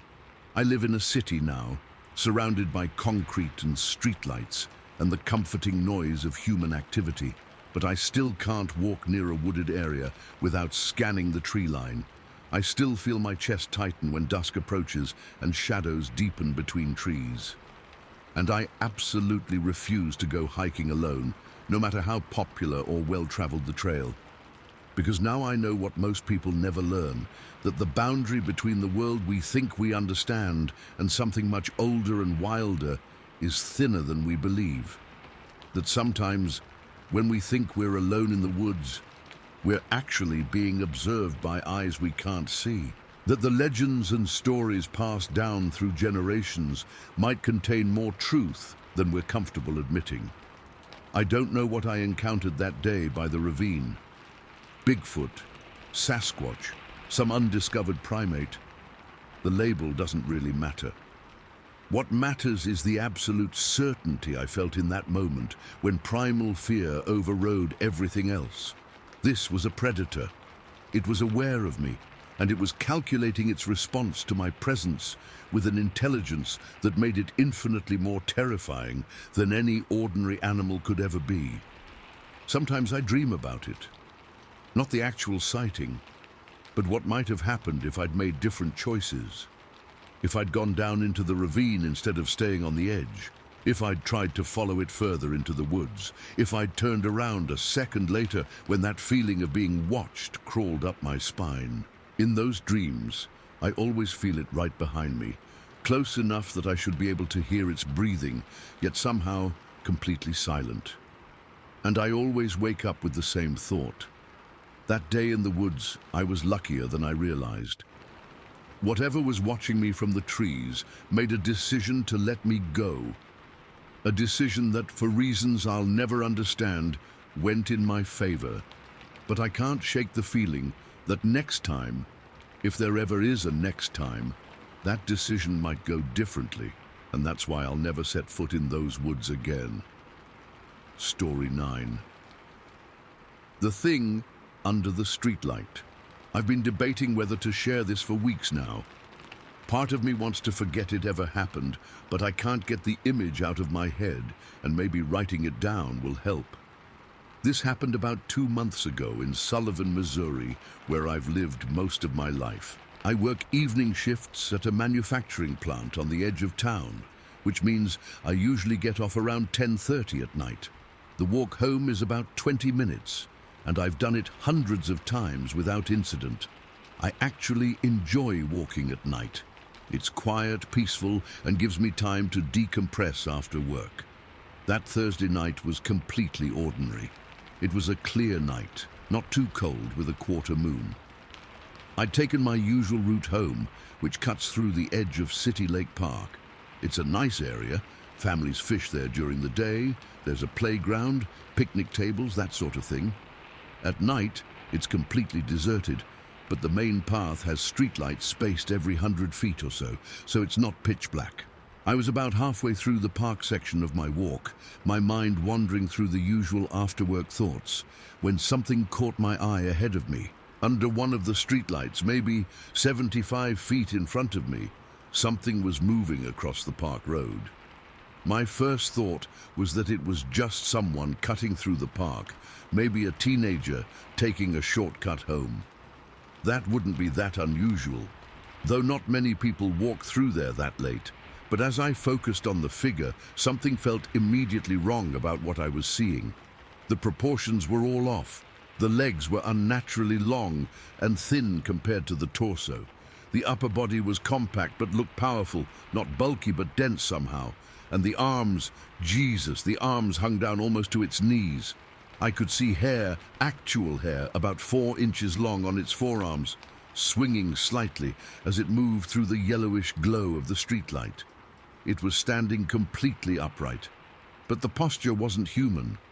There was something about the way it held itself, like its spine wasn't configured the same way ours are, and it moved with this unsettling fluidity, each step rolling smoothly into the next in a way I've never seen a person move. It wasn't lumbering or awkward. It was graceful in a deeply unnerving way. Under the direct light, I could make out the silhouette clearly. The rounded head, the set of the shoulders, the distinctive swing of those 2 long limbs. It wasn't wearing clothes. It wasn't carrying anything. It was just there, crossing the path, as if it had every right to be there. My body reacted before my brain could fully process what I was seeing. Every instinct I had was suddenly screaming at me to get out, but also not to run. It was like some primal part of my brain recognized a predator and knew that running would trigger a chase response. I froze for maybe 3 seconds, just long enough to burn that image into my memory forever.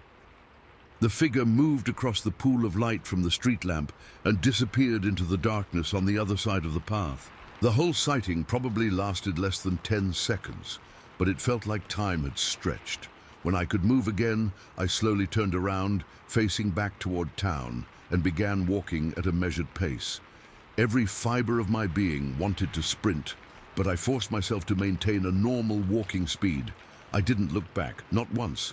I was terrified that if I turned my head, I'd see it following me, or worse, that it would somehow be right behind me. My heart was pounding so hard I could feel it in my throat. My mouth went completely dry. I had this horrible prickling sensation up and down my spine, like phantom fingers tracing my vertebrae. I kept walking, one foot in front of the other, fighting the urge to break into a run with every step. The walk back to my apartment felt like it took hours, though it was probably only about 15 minutes. When I finally reached my building, my hands were shaking so badly, I dropped my keys twice before managing to unlock the door. I got inside, locked the door and checked it 3 times. Then I went through my entire apartment, checking windows, closets, anywhere something could hide, even though logically I knew nothing could have beaten me there. I couldn't sleep that night. Every time I closed my eyes, I saw that silhouette under the streetlight. I kept replaying the moment over and over, trying to convince myself that I'd seen a person with unusual proportions, or maybe someone on stilts, or literally anything that would make more sense than what my eyes had actually registered. By around 3 in the morning, I decided to do some research. I'd never been particularly interested in cryptids or Bigfoot or anything like that. But I suddenly found myself diving into forums and YouTube videos looking for anything similar to what I'd seen. Most of the Bigfoot reports and videos I found didn't match. The creatures people typically described were bulky, heavy-set things with massive shoulders like linebackers. What I saw was leaner, more athletic-looking, still powerful, but in a sinewy, predatory way rather than brute strength. I was about to give up when I came across a mention of something called Jacob's video in one of the forums. I searched for it and found a grainy clip from someone's dashcam. The quality was terrible, but the moment I saw the way the figure in that video moved, my blood ran cold. That fluid, almost graceful gait, the proportions, the way it held its arms, it was exactly what I'd seen. The comment section was full of debate about whether it was real or fake, but I didn't need convincing. I knew exactly what I was looking at because I had seen it with my own eyes just hours earlier. What really terrifies me, what keeps me up at night even now, is the timing of it all. If I had arrived at that spot 10 seconds later, I would never have seen the creature at all. It would have already crossed the path and disappeared into the darkness beyond. Or worse, if I had arrived at the exact moment it was crossing, we would have been face to face under that streetlight. How close had I come to a direct encounter? 5 seconds?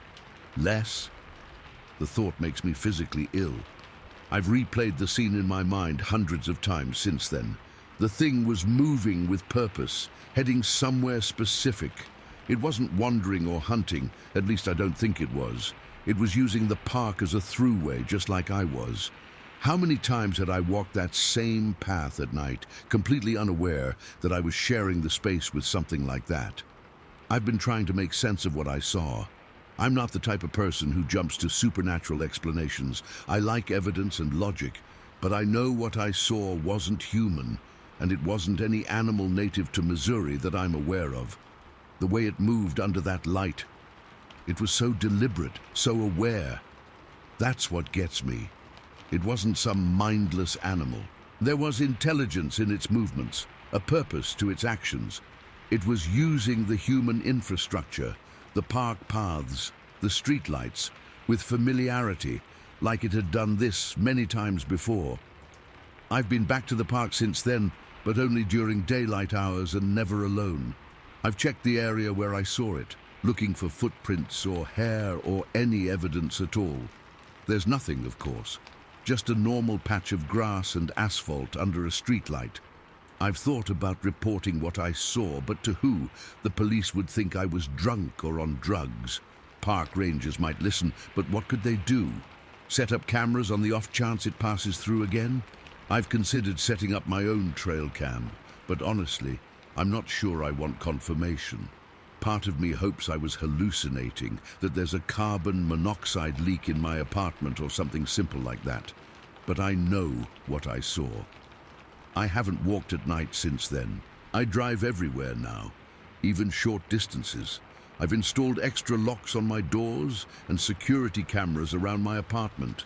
My co-workers have noticed the change in me, the dark circles under my eyes from lack of sleep, how I flinch at sudden movements, the way I constantly scan my surroundings. They think I'm dealing with anxiety or depression. How do I explain that I'm afraid of running into a 7-foot-tall primate-like creature on my way home? The worst part is the not knowing. Is it still out there? Has it always been there, moving through our world at the edges of human awareness? Are there more of them? The internet is full of similar sightings all over the country, many in areas not far from Sullivan. Is there a whole population of these things living alongside us, just out of sight? And why did it choose to cross there, under that light, at that exact moment? Was it a mistake on its part, a rare slip in remaining hidden? Or was it deliberate? Sometimes I wonder if it knew I was there, if it wanted to be seen. I keep coming back to one chilling thought. That streetlight illuminates only a small portion of the path. For the creature to appear under it and then disappear means it was moving through darkness before and after that brief moment of visibility. How many of these things move through the darkness around us every day, just beyond the reach of our lights? I don't walk at night anymore. I don't stand near windows after sunset. I keep the blinds closed and the lights on, because now I know they're out there, moving through our world with that unnervingly fluid grace, those two long arms swinging by their sides. I know they use our paths, cross under our lights, and disappear back into shadows that belong to them more than to us. And I can't stop thinking about what would have happened if I'd been just a few seconds later on the path that night. Would I have walked right past it in the darkness, never knowing it was there?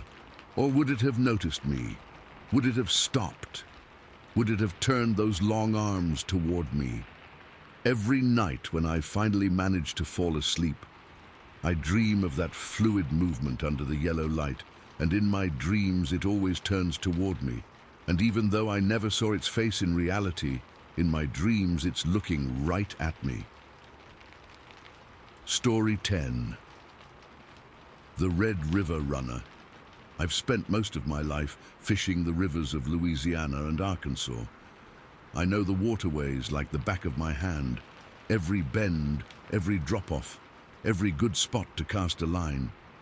But what happened last spring near the junction of First Old River and Red River has made me question everything I thought I knew about those waters and what lives around them.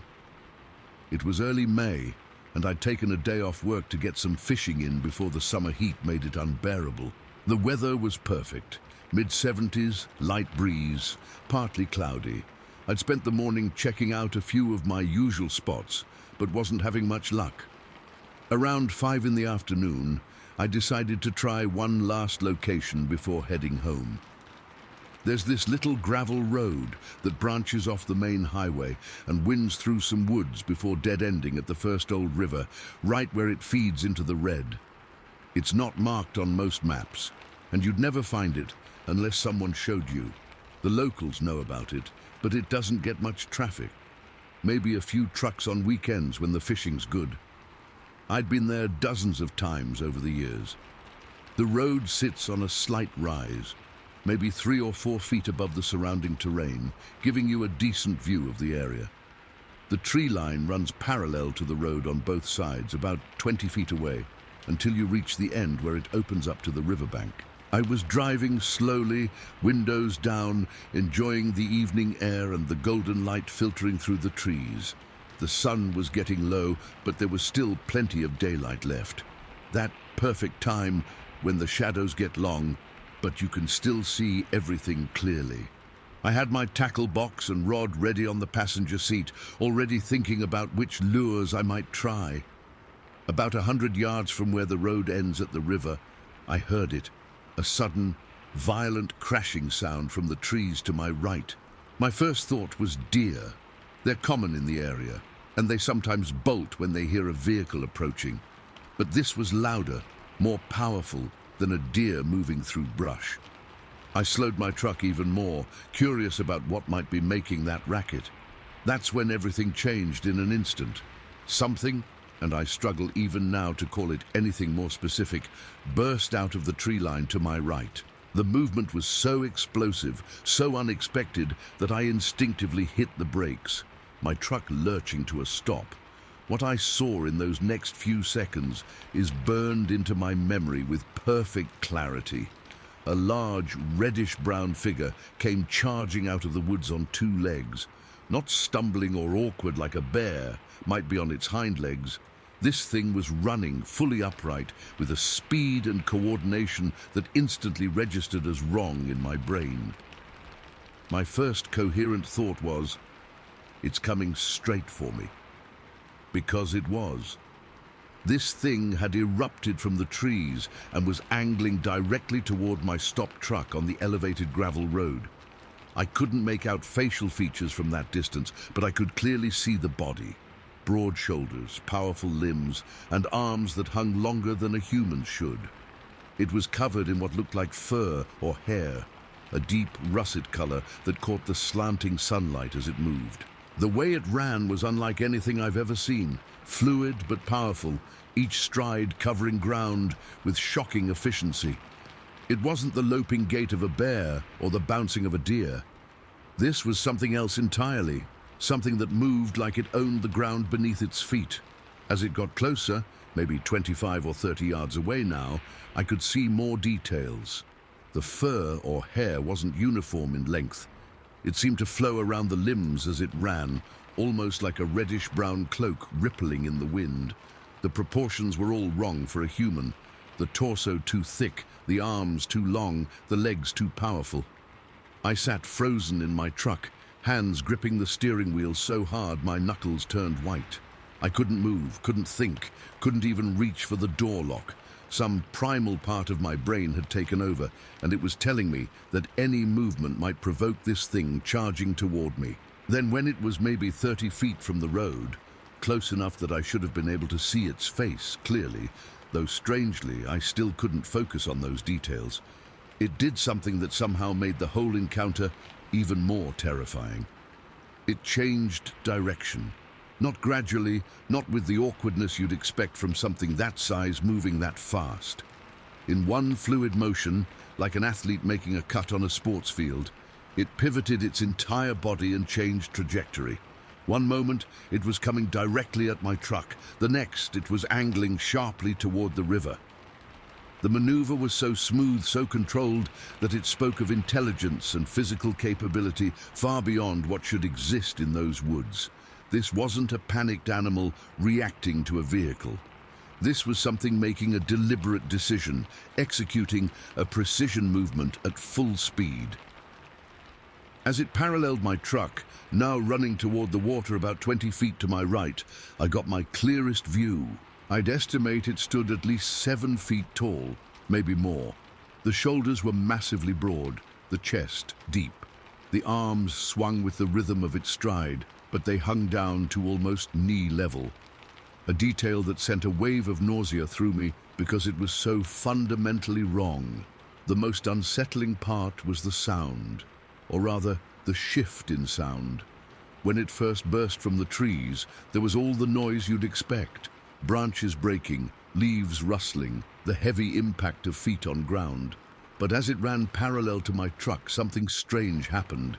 I could actually hear the air parting around its body, a whooshing sound like when you swing a baseball bat really fast, but continuous with each stride. The power implied by that sound, the sheer mass moving through space with enough force to audibly displace air, was terrifying. And then, in what felt like both an eternity and just a few seconds, it reached the tree line on the riverside and vanished into the vegetation.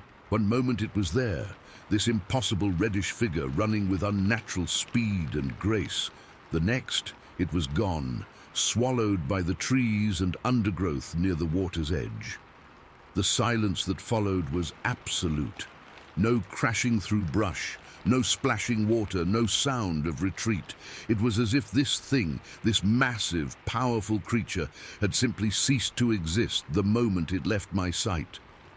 I sat in my truck for what must have been 10 minutes, engine still running, trying to process what I'd just witnessed.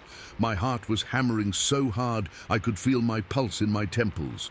My mouth had gone completely dry. My hands were shaking when I finally released my death grip on the steering wheel. Part of me wanted to throw the truck in reverse and get the hell out of there as fast as possible. But another part, the part that's gotten me into trouble my whole life, was curious. What had I just seen? Where had it gone? Was it still nearby? Eventually, curiosity won out over fear. I put the truck in drive and slowly continued to the end of the road, where it opened up to the riverbank. I parked, but I didn't immediately get out. I sat there scanning the tree line, looking for any movement, any sign of that reddish figure. Nothing moved. The woods were eerily still, as if every living thing was holding its breath. After about 5 minutes, I worked up the courage to step out of the truck. I left the driver's door open and the keys in the ignition. If I needed to make a quick escape, I didn't want any delays. I also grabbed my fishing knife from the tackle box and slipped it into my pocket. It wouldn't do much against something that size, but it was better than nothing. I stood by my truck, listening intently, scanning the area where the creature had disappeared. The river flowed peacefully about 30 yards away, its surface golden in the evening light. Everything looked normal, serene even. But I couldn't shake the feeling of being watched. I never made it to the river that day. I couldn't bring myself to walk any closer to where that thing had vanished. Instead, I stood by my truck for maybe 15 minutes, occasionally calling out, "Hello," or "Anyone there?" as if this thing would respond to human greeting. Looking back, it seems absurd, but in the moment, it was the only thing I could think to do. Eventually, I got back in my truck, turned around, and drove away, considerably faster than I'd driven in. Every few seconds, my eyes darted to the rearview mirror, half expecting to see that reddish figure emerge from the trees behind me. In the days and weeks that followed, I tried to make sense of what I'd seen. I researched local wildlife extensively. Could it have been a bear with cinnamon-colored fur? No way, bears don't run like that, and the proportions were all wrong. A person in some kind of costume? Out there, miles from anywhere, running with a speed and agility that would challenge an Olympic athlete. Impossible. I found myself going down internet rabbit holes, reading about Bigfoot sightings and similar creatures reported across the country. Many accounts mentioned the fluid movement, the long arms, the shocking speed. Some even described reddish-colored specimens, though those seemed rarer than the typical brown or black descriptions. What stayed with me most vividly in the months since isn't just the physical appearance of the thing, though that was certainly unsettling enough. It's the behavior, the way it initially charged directly toward my truck, only to make that precise change in direction at the last moment. That wasn't random, that was a decision. And that's what keeps me up at night sometimes. The idea that this thing, whatever it was, made a choice. It was coming right at me, and then it wasn't. Why the change? Was it just startled to see my truck there? Was it planning to cross the road where I happened to be stopped? Or was there something more deliberate in its actions? Was it charging me before changing its mind? I've been back to that spot since then, but never alone and never at dusk. Always midday, always with at least one other person. I've examined the area where it emerged from the trees and where it disappeared near the river. I found nothing conclusive. Some broken branches, some depressions that might have been footprints in softer ground, but nothing I could point to as definitive proof. The locals I've cautiously mentioned this to have their own stories. Fishermen talk about strange sounds at night along that stretch of river. Hunters describe finding deer carcasses stripped of meat in ways that don't match known predators. One old-timer told me his grandfather used to call them river people and left offerings of fish on certain riverbanks. I don't know what to believe anymore. I know what I saw that evening. A massive, reddish, bipedal creature that moved with impossible speed and agility. I know the terror I felt as it charged toward my truck and the confusion when it suddenly changed course. I know the eerie silence that followed its disappearance, as if the very air had swallowed it whole. Sometimes when I'm fishing other spots along the river, I catch myself scanning the tree line, half expecting to see that russet-colored figure watching from the shadows. I never stay out past dusk anymore, and I always keep my truck keys in my pocket, ready for a quick retreat. Whatever I encountered that evening exists outside the boundaries of what we're taught is possible. It moved through our world with a confidence and purpose that suggested it belonged there more than I did. And that might be the most unsettling realization of all, that there are things sharing these spaces with us that remain largely unseen, unknown, and unexplained. The next time you're on a lonely road near a river at dusk and you hear something crashing through the undergrowth, don't stop to investigate. Keep driving, because some things once seen can't be unseen, and some knowledge changes how you see the world forever. Story 11. The Thing on the Rocks at Leatherwood Creek. I've been debating whether to share this for months now. I've always been a rational person. I work in accounting, for crying out loud. Numbers, logic, things that make sense. What I saw last June doesn't make sense, and I still don't have a logical explanation for it, but I need to get this off my chest. My buddy and I have been fishing buddies for years. Every summer, we take his small aluminum boat out on the lakes and waterways around Holiday Island, Arkansas. We both grew up in the area and know these waters pretty well, or at least I thought we did. That morning started like any other fishing trip. We met up around 6:30, loaded our gear, and headed out to Leatherwood Creek. It's a beautiful spot, clear water, good fishing, and usually pretty quiet on weekday mornings.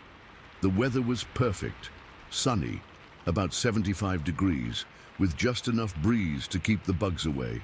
We'd been out for a couple hours already, caught a few smallmouth bass, nothing spectacular, but enough to make it a decent morning.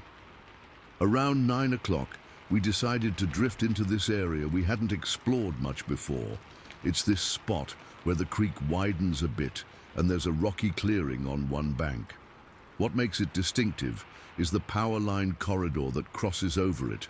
You know, one of those wide-cut paths through the forest where the big transmission towers stand. The boat was drifting slowly with the current.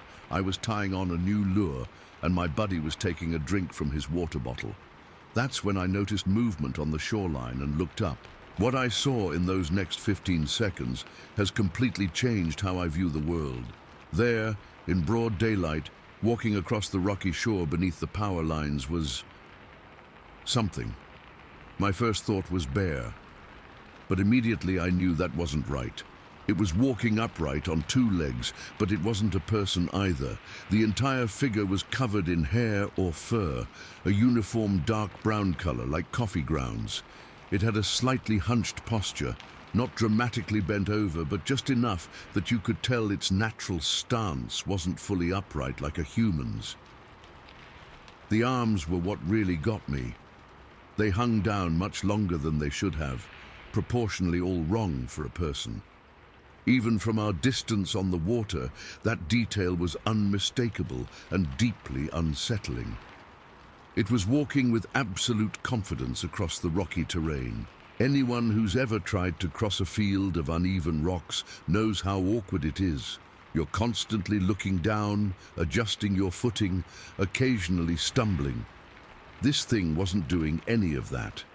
It moved with the casual certainty of something completely in its element, stepping from rock to rock without hesitation or misstep. From our vantage point on the water, it looked smaller than what you'd expect from the legends, maybe around 5 feet tall. But then, judging size across water is notoriously difficult, and my brain was probably trying to make what I was seeing fit into some kind of acceptable framework. I couldn't make out its face clearly. Everything happened too quickly, and it was slightly turned away from us. But I remember this overwhelming feeling of wrongness, like I was seeing something that shouldn't exist, at least not in the world as I understood it. It was like looking at a photo where someone has swapped out a person's head for something else. That instant cognitive dissonance where your brain tries to process something that fundamentally doesn't make sense. The creature moved with purpose, heading directly toward the clearing under the power lines. It wasn't wandering or foraging. It was going somewhere specific, with intent. There was intelligence in its movement, a deliberateness that made it all the more unsettling. Then, just as suddenly as we'd spotted it, our view was cut off. The natural curve of the shoreline, combined with trees and brush growing along the bank, obscured our sight as we drifted past. The whole sighting lasted maybe 15 seconds from start to finish. My buddy and I just sat there in the boat, staring at each other with our mouths open. I don't think either of us was breathing. Finally, he whispered, "Did you just see that?" I nodded, still not trusting myself to speak. We started paddling very slowly and quietly, back toward where we'd seen the creature. Neither of us discussed it, we just automatically moved to get another look, to confirm what we'd seen. But by the time we maneuvered the boat back to a position where we could see that rocky clearing again, there was nothing there. Whatever it was had disappeared, either into the forest or continuing along the power line corridor beyond our line of sight. We stayed in that spot for at least another hour, barely fishing, just watching the shoreline and occasionally whispering theories to each other. Bear with mange? No way. The proportions were all wrong, and it moved nothing like a bear. A person in a ghillie suit? Maybe, but why would someone dress up like that and wander around remote creek banks on a random weekday morning? And the movement was too natural, too fluid. What really struck me, what still gives me chills thinking about it, wasn't fear of being attacked or harmed. It was the profound sense that I was seeing something that didn't fit into my understanding of the world. Like when you're doing a jigsaw puzzle and try to force a piece where it doesn't belong. My brain kept trying to categorize this thing. Bear, number. Human, number. Some other known animal, number. Nothing fit. And that's terrifying in a way that's hard to explain.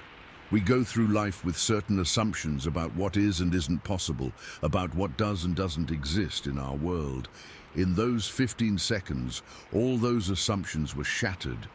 The world suddenly seemed bigger, stranger, and significantly less understood than I had believed just moments before. We eventually packed up and headed back, much earlier than we'd planned. The ride back was mostly silent. What do you say after something like that?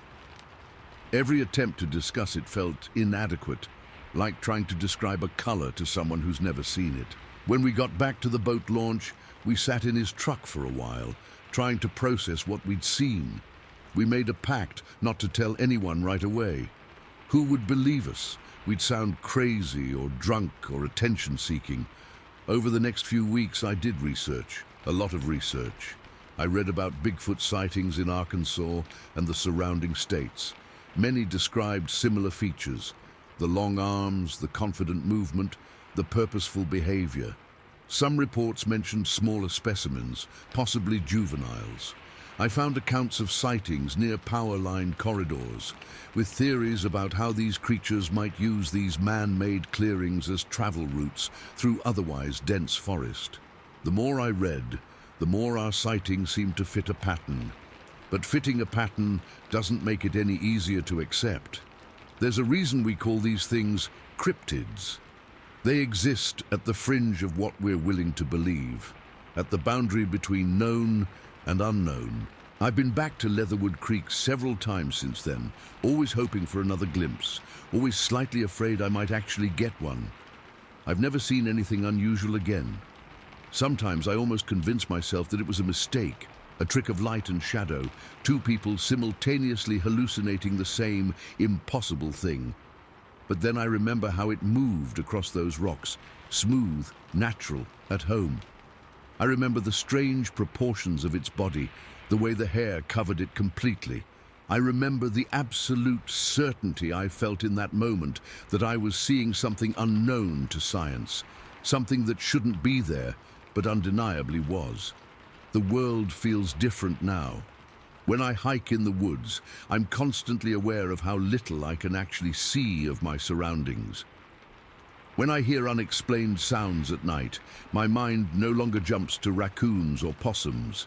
Even the most familiar landscapes now seem to hold the potential for the impossible. I'm not saying I saw Bigfoot that day.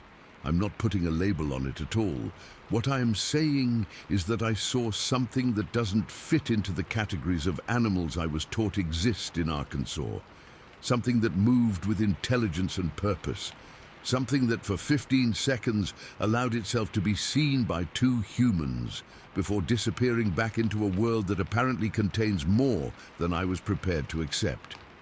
The strangest part is how normal everything appeared around it. The sun was shining, birds were singing, the water was clear and calm. There was no atmospheric build-up, no sense of dread or foreboding. One moment the world was exactly as it should be, and the next there was this impossible creature walking across the rocks as if it had every right to be there, which I suppose it did. Its world and mine had briefly, accidentally overlapped. I find myself wondering how many other times I've been close to something unknown without realizing it. How many times has something watched me from the trees while I fished, oblivious? How many impossible creatures have I almost seen but just missed because I was looking down at my phone or focused on my fishing line? My buddy and I still fish together, but we don't talk about what we saw very often. When we do, it's always in this careful, measured way, like we're both afraid that putting it into words too directly might either make it too real or somehow diminish it. We've never told anyone else the full story until now. Sometimes I try to sketch what I saw, trying to capture the proportions, the posture, the alienness of it. I always end up crumpling the paper in frustration. It's like trying to draw a dream. The image is clear in my mind but refuses to translate properly onto paper. I know how this sounds. I know that most people reading this will assume I'm exaggerating or making it up entirely. Before that day, I would have been skeptical too, but I know what I saw. More importantly, I know what I felt, that bone-deep recognition that the world is not what I thought it was, that the neat categories we create to understand our surroundings are hopelessly inadequate. That's the terror that stayed with me. Not fear of the creature itself, which showed no aggression or even awareness of us. The terror is in the paradigm shift, in the sudden forced expansion of possibilities. It's like thinking you live in a small apartment only to discover a door that leads to endless rooms you never knew existed. The world is bigger now, and consequently, I feel smaller.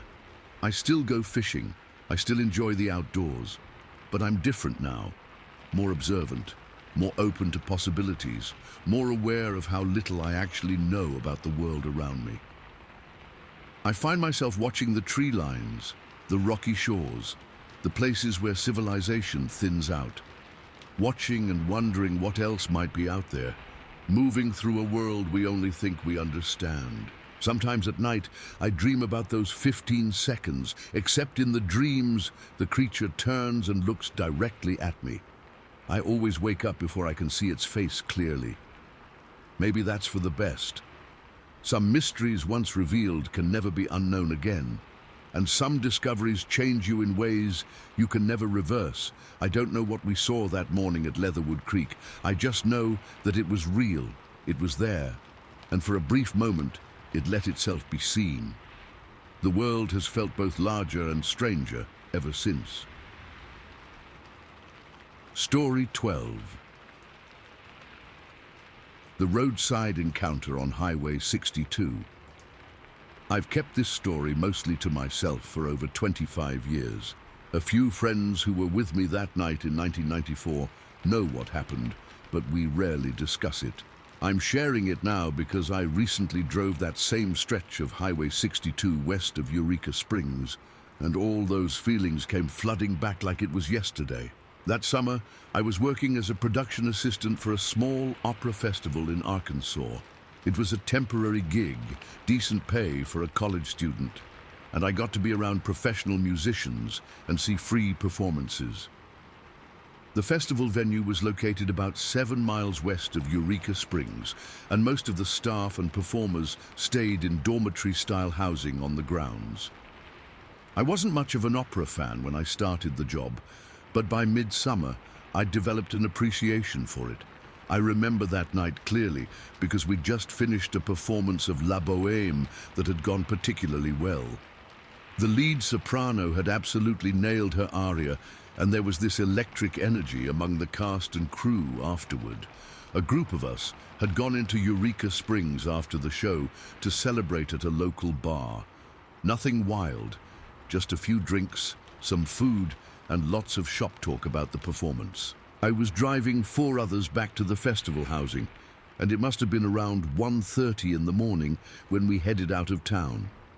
Highway 62 is a winding 2-lane road that cuts through the Ozarks. During the day, it's a scenic drive with rolling hills and dense forest on either side. At night, it's pitch black except for your headlights. There's minimal shoulder in most places, with occasional small embankments or ditches dropping away from the road. We were all still buzzing from the performance, chatting about various aspects of the show.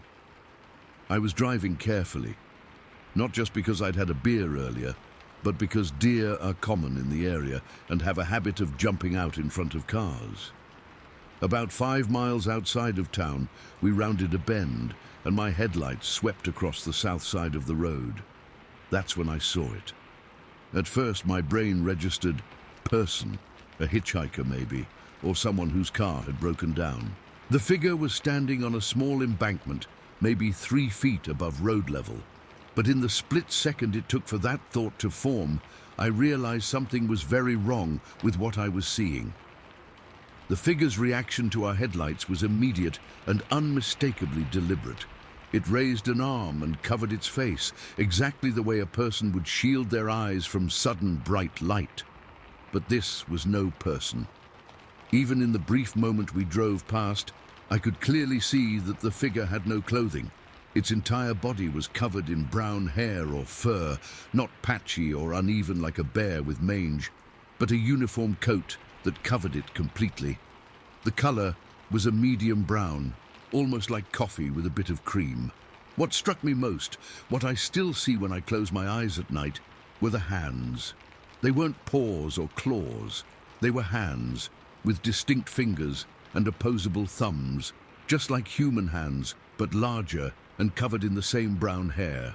The hand that came up to shield its eyes moved exactly the way a human hand would, with the same dexterity and purpose.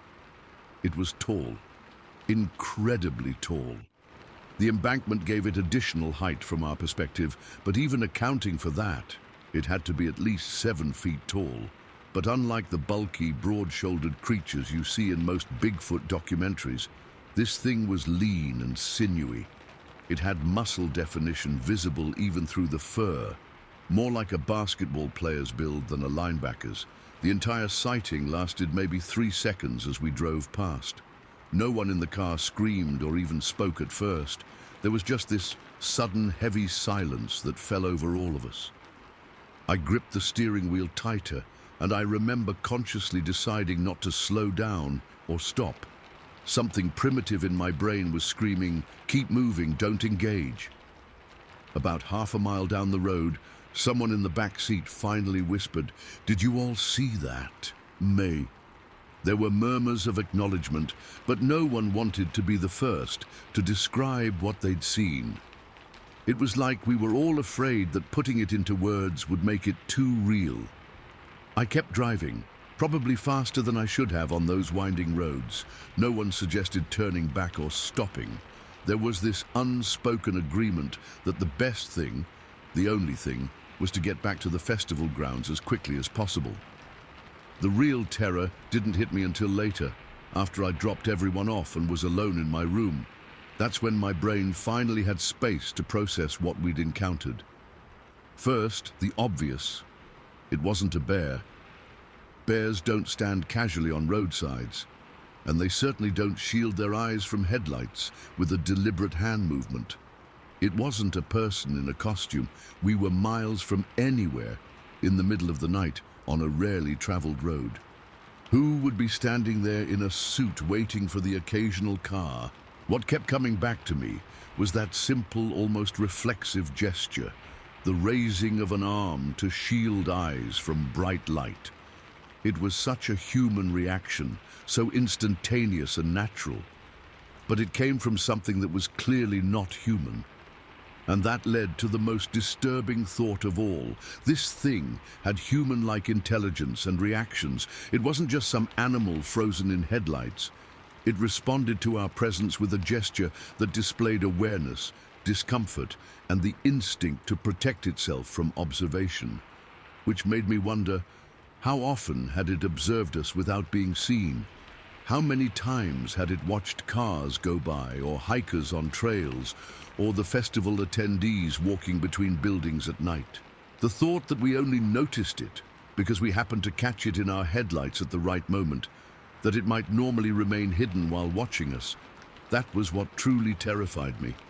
The next morning, none of us talked about it directly. There were some vague references, some meaningful looks, but no one wanted to lay out exactly what they thought they'd seen.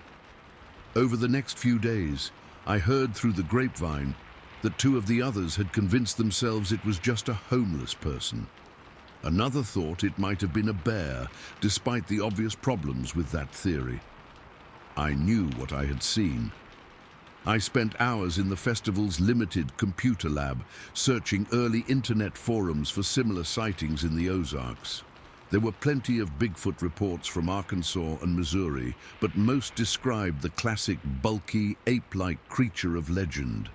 Very few mentioned the leaner build I'd observed, and even fewer noted the almost human gestures. For the rest of the summer, I avoided driving that stretch of road alone at night. When I had to make the trip, I'd find excuses to carpool with others. I kept my eyes firmly on the road, never looking at the embankments or the tree line. I didn't want to see it again. I didn't want confirmation. The festival ended in August, and I returned to college in another state. I never went back to work there, though I was invited to return the following summer. Over the years, I've tried to rationalize what we saw. Maybe it was a person with some medical condition that caused excessive hair growth. Maybe it was an elaborate prank by locals who knew festival staff used that road. Maybe it was a collective hallucination, somehow triggered by the emotionally charged evening and the dark, winding road. But none of those explanations satisfy me. They don't account for the height, the inhuman proportions, the wild setting, or that deeply unsettling hand gesture that seems so instinctive and yet so out of place. I've only driven that road a handful of times since then, always during daylight hours, always with a mixture of dread and curiosity. Part of me has always wondered if it's still out there, watching from the forest edge as cars pass by. Last month, I had to return to Eureka Springs for a friend's wedding. The ceremony was in the evening and the reception ran late. By the time I headed back to my hotel on the other side of town, it was well after midnight.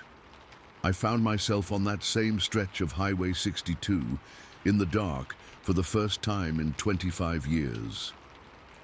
As I approached the bend where we'd had our encounter, I felt my heart rate spike. My palms began to sweat on the steering wheel. I slowed down slightly, both dreading and somehow hoping I might see something. The road looked the same curve, the same embankment on the south side. My headlights swept across it just as they had that night long ago. There was nothing there, of course, just weeds and rocks and the edge of the forest beyond. But as I drove past, I caught something in my peripheral vision that made my blood run cold. Not on the embankment, but deeper in, at the tree line. Just the suggestion of movement, something tall, shifting position behind a tree trunk.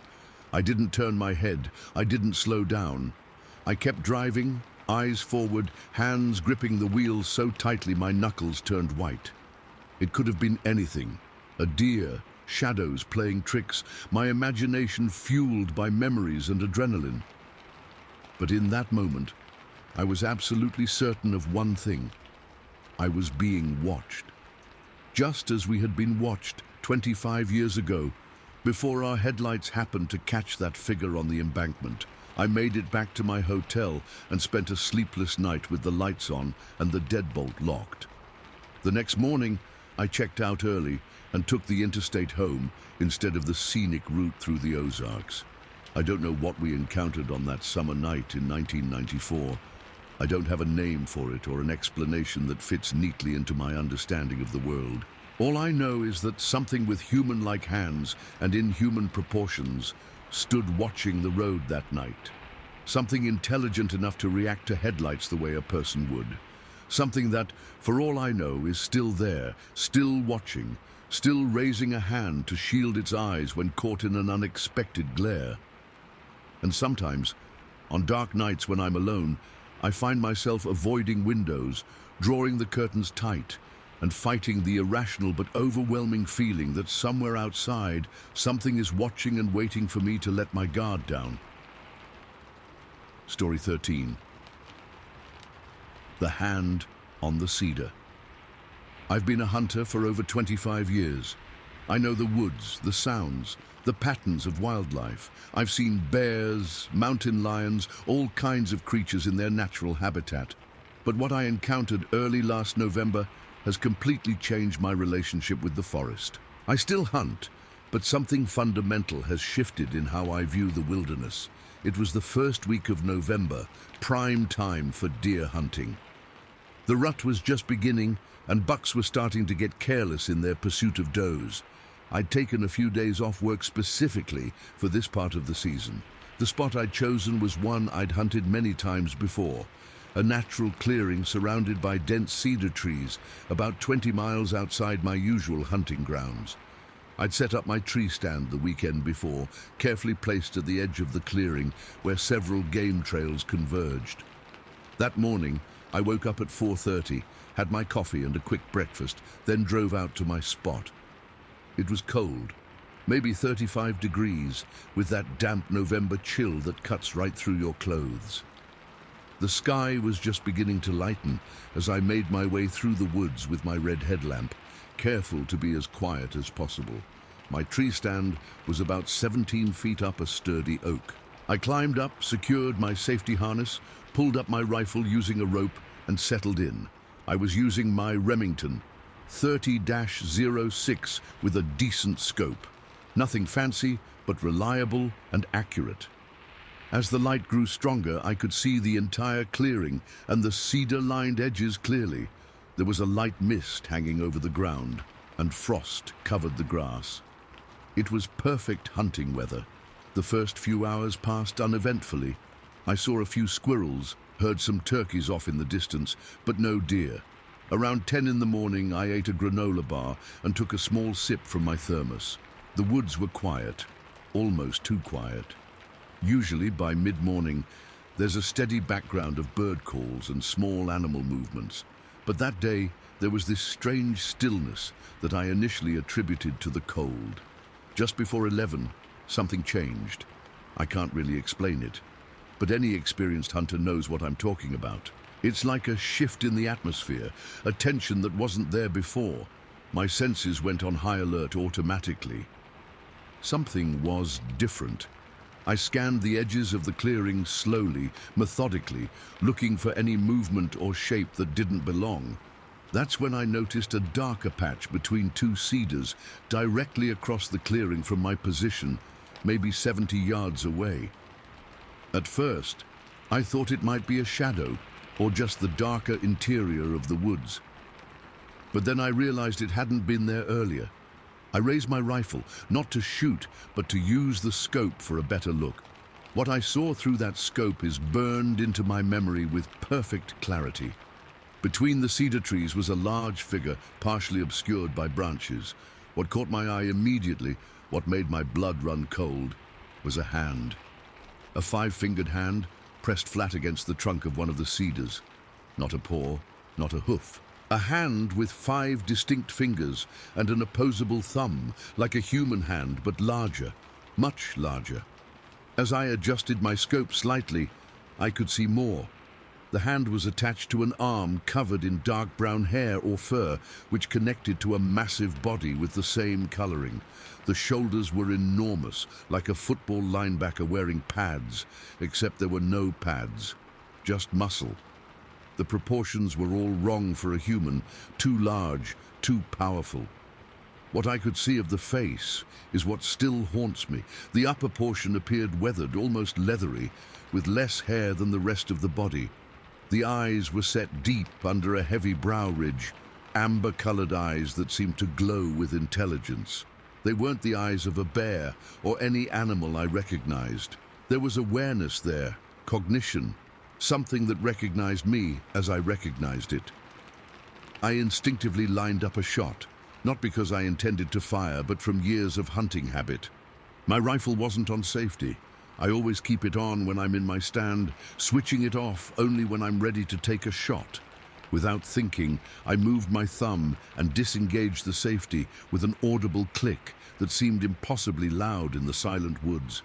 The reaction was immediate. The creature's head turned slightly toward me, and it let out a low, rumbling growl that was unlike anything I've ever heard. It wasn't loud, but it was deep. So deep I could feel it vibrate through the wood of my tree stand. It was like the lowest note on a piano, combined with the warning growl of a large predator, but deeper still. Something you felt more than heard. Then, in a movement that defied its size, the creature slipped backward into the brush, not crashing through like a startled deer would, not breaking branches or making a commotion. It was more like it glided through the undergrowth, each movement calculated and efficient, dissolving into the forest with a grace that seemed impossible for something so large. I sat frozen in my stand, rifle still raised, heart hammering so hard I could feel it in my throat. Minutes passed, I don't know how many. Eventually, I lowered my rifle, hands shaking so badly I had to consciously focus on securing the safety again. I couldn't process what I'd just seen. My mind kept trying to categorize it as something familiar. A bear standing unusually, a man in a ghillie suit, some kind of elaborate prank. But I knew better. This was something else entirely. I sat in that stand for another 30 minutes, completely still, scanning the tree line for any sign of the creature's return. The woods remained silent. No birds, no squirrels, nothing moving anywhere. It was as if everything was holding its breath. Finally, I decided I had to check.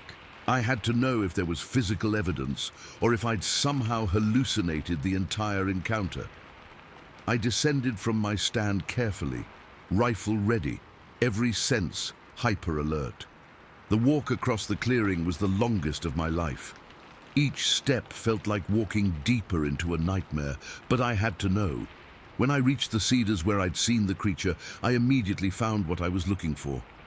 On the trunk, right at the height where I'd seen the hand, was a distinct marking. A patch where the bark was slightly compressed, roughly where a thumb would have pressed.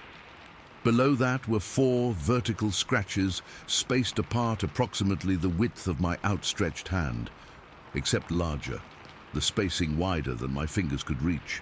I touched the marks gingerly, trying to make sense of what I was seeing. The scratches were fresh, the exposed inner bark still light-colored and damp. Whatever made these marks had done so very recently. That's when the full impact of what had happened hit me. This wasn't a dream or hallucination. Something had been there, watching the clearing, watching me from that position. Something with hands, with intelligence, with the ability to move silently through dense undergrowth. And the most terrifying realization of all, it had heard the safety click on my rifle and understood what it meant. It recognized a weapon, recognized the threat, and reacted accordingly. No wild animal I know of would make that connection. This thing knew exactly what I was doing up in that tree with my rifle. I backed away from the cedar, suddenly feeling exposed and vulnerable on the ground. I retreated to my tree stand, packed up my gear with trembling hands, and left the woods entirely. I didn't run. Something told me running would be a mistake, but I moved as quickly and quietly as I could back to my truck. Once inside the cab with the doors locked, I sat there for a long time, trying to process what I'd encountered. My mind kept returning to those amber eyes under the heavy brow, the intelligence I'd seen there, the way it had disappeared so efficiently into the brush, the deep growl that seemed to vibrate the very air. I've been back to those woods since then, but never to that specific spot. I've told only a few close hunting buddies about what happened, and even then I've downplayed certain aspects. Who would believe that I'd locked eyes with something that seemed to understand exactly what a rifle safety click meant? Who would believe those five-fingered hands that were so clearly not bare paws? I've researched similar encounters since then, reading accounts from other hunters across North America.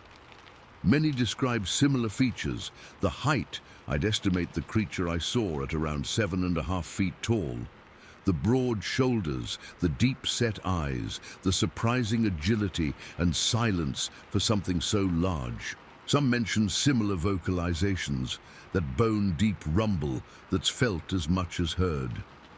What I don't often see mentioned is what I consider the most unnerving aspect of my encounter: the clear intelligence and understanding the creature displayed. This wasn't just an animal reacting to a human presence. This thing knew what I was doing, and what my equipment was for. It heard a specific sound, the safety being switched off, and immediately recognized the increased threat level. That suggests not just intelligence, but experience, familiarity with humans and their weapons. I still hunt regularly. I still love the woods and spending time outdoors. But something fundamental has changed in how I view the wilderness. I'm more cautious now, more aware of being watched. I no longer feel like I'm at the top of the food chain out there. And sometimes, when I'm in my tree stand at dawn and the light is just beginning to filter through the trees, I scan the edges of clearings with an extra level of attention, looking for that darker shadow between the trees, that silent observer with the five-fingered hand and knowing eyes. I don't know what I encountered that November morning. I don't have a name for it that doesn't sound ridiculous or cliched. All I know is that for a brief moment, I looked through my scope at something that looked back with equal curiosity and intelligence, something that slipped away when it realized I was armed and dangerous, something that left behind physical evidence of its presence. And sometimes, when I'm alone in the woods and hear an unusual silence fall, I can't shake the feeling that it's out there still, watching from just beyond the tree line, those amber eyes taking my measure, that five-fingered hand resting against a cedar trunk, waiting for me to make my next move. Down, Story 14. There's the Watcher on the Hill. This happened when I was 8 years old, but I remember it like it was yesterday. Some experiences burn themselves into your memory so deeply that time doesn't fade them. This is one of those. I'm 32 now, but I still get goosebumps every time I think about what my uncle and I saw that summer afternoon in Branson.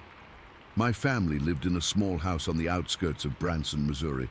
My uncle, who's only 2 years older than me, lived with my grandparents in another house about 100 yards from ours. Between our properties was an open field where a local farmer stored hay bales during the summer and early fall. This field became our playground. It was late July, hot and humid like Missouri summers always are. School was out, and my uncle and I spent pretty much every day together. We'd been playing on the hay bales since early morning, jumping from one to another, building forts by arranging them into walls, and just generally doing what kids do when given giant blocks to play with. The hay bales were stacked 3 high in some places, making them taller than we were. We'd been playing a game where we had to leap from stack to stack without touching the ground, which we pretended was lava or quicksand or whatever dangerous substance our imaginations came up with that day. Behind my grandparents' property was a decent-sized hill that led up to a densely wooded area. The tree line started right at the top of that hill, creating this perfect backdrop of dark green against the blue summer sky. We'd never thought much about those woods. They were just always there, part of the landscape we saw every day. Around mid-afternoon, I was standing on top of one of the taller hay bale stacks, catching my breath after a particularly intense round of our game. I happened to look up toward the hill where it met the forest. That's when I saw it. At first, my brain couldn't process what I was seeing. At the edge of the tree line, partially hidden by one of the larger trees, was a figure. It wasn't hidden like it was trying to conceal itself. It was standing right there, one arm casually resting against the trunk of the tree, like someone taking a break and leaning against a wall. But this was no person, at least not any kind of person I'd ever seen before. Even from that distance, I could tell it was huge, much taller than my dad or my grandfather or any adult I knew. It had these impossibly broad shoulders, and its head seemed to sit directly on them. I couldn't make out a neck at all. The proportions were all wrong, like someone had taken a human outline and stretched it, made it bigger, bulkier, more powerful. I froze, completely froze. It's hard to explain the feeling that washed over me in that moment. It wasn't just fear, though there was plenty of that. It was this overwhelming sense of wrongness, like seeing a shark walking down the street on its tail. Your brain knows immediately that what you're seeing shouldn't exist, can't exist, yet there it is. My uncle must have noticed me staring because he climbed up beside me on the hay bale. He followed my gaze up to the tree line. The second he saw it, he went just as still as I was. We both stood there, not speaking, barely breathing, just staring at this impossible figure on the hill. The truly terrifying part was realizing that it was staring back at us. I couldn't make out facial features at that distance, but I could feel its attention focused directly on us. It wasn't moving, wasn't making any threatening gestures. It was just watching, like it had been watching us for some time. That thought sent a chill down my spine that I can still feel today. How long had it been standing there? Had it been observing our play from the beginning? Had it watched us every day from that same spot? I don't know how long we stood there in this frozen standoff. It could have been 30 seconds or 5 minutes. Time seemed to stretch and distort. Finally, something in me snapped. The fear that had been building erupted into panic, and I found my voice. "Grandpa!" I yelled, and once I started, I couldn't stop. "Grandpa! Grandpa!" My uncle joined in, both of us screaming at the top of our lungs as we leapt from the hay bale and ran full tilt toward my grandparents' house. I remember the feel of the dry summer grass under my feet, the sound of our sneakers pounding the ground, the way the air burned in my lungs as I gasped and screamed at the same time. We burst through the back door into my grandparents' kitchen. My grandfather was sitting at the table reading a newspaper. He jumped up when we came crashing in, our faces pale, both talking over each other, trying to explain what we'd seen. I remember how his expression changed from annoyance at being startled to concern as he realized how genuinely terrified we were. He tried to calm us down, to get a coherent explanation. Finally, he understood enough to grab his binoculars from a drawer and follow us back outside. We refused to go all the way back to the hay bales. We stood in the backyard, pointing frantically toward the hill. My grandfather raised the binoculars, adjusting the focus as he scanned the tree line. "There's nothing there now, boys," he said after a minute or so of careful observation. And he was right. The figure was gone, vanished without a sound. No rustling branches, no cracking twigs, no sign that anything had ever been there. Just the empty tree line at the top of the hill, looking exactly as it always had. My grandfather tried to reassure us, said it was probably just a hunter taking a rest, or maybe someone hiking through the woods who stopped to look at the view. But his explanations fell flat. We knew what we'd seen wasn't a person. The size alone made that impossible. And there was something about the way it stood, not quite right, not quite human, that no explanation of just a man in the woods could account for. He must have seen the unconvinced looks on our faces because he changed tactics. Told us it might have been a bear standing on its hind legs. I remember thinking even then that the explanation made no sense. Bears don't casually lean against trees with one arm. Bears don't stand perfectly still, watching children play. Bears don't have that human-like silhouette with impossibly broad shoulders and no visible neck. For the rest of that day, we stayed inside. My uncle wouldn't go home until my dad came to pick me up for dinner, and even then, he made my dad walk him back to his house. Neither of us wanted to be outside as the sun started to go down. That night I couldn't sleep. I kept looking out my bedroom window toward that hill, convinced I would see that figure again, maybe closer this time, maybe moving down the hill toward our houses. Every shadow, every movement of branches in the night breeze made my heart race. I eventually pulled the covers over my head and stayed that way until morning. The next day, my uncle and I tried to play normally, but we kept our activities closer to the houses. The hay bales remained untouched. Every few minutes, one of us would glance nervously toward the hill, scanning the tree line. We never mentioned what we'd seen to each other again, not directly. It was like we had silently agreed that talking about it might somehow make it more real, might somehow call it back. But the experience changed something fundamental in how we viewed those woods. Before, they had just been trees, a backdrop to our daily lives. After they became a boundary, a frontier beyond which lurked things we couldn't explain, the woods became a place that watched back. As the years passed, I convinced myself that we had exaggerated what we saw, that it was probably just a large man who happened to be walking through the woods, that our childish imaginations had transformed an ordinary hiker into something monstrous and impossible. But sometimes, when I visit my parents and look up at that same hill, I'm not so sure, because the proportions in my memory have never changed. The unnatural width of those shoulders, the strange way the head sat directly on them, the sheer size of the figure. These details have remained consistent over 24 years. And there's something else, something I didn't fully comprehend as a child, but that strikes me now as an adult. The casualness of its posture. It wasn't startled to see us. It wasn't passing through and happened to spot two kids playing. It was standing there comfortably, one arm against the tree, in the manner of someone who had been in that spot for some time. Watching, observing.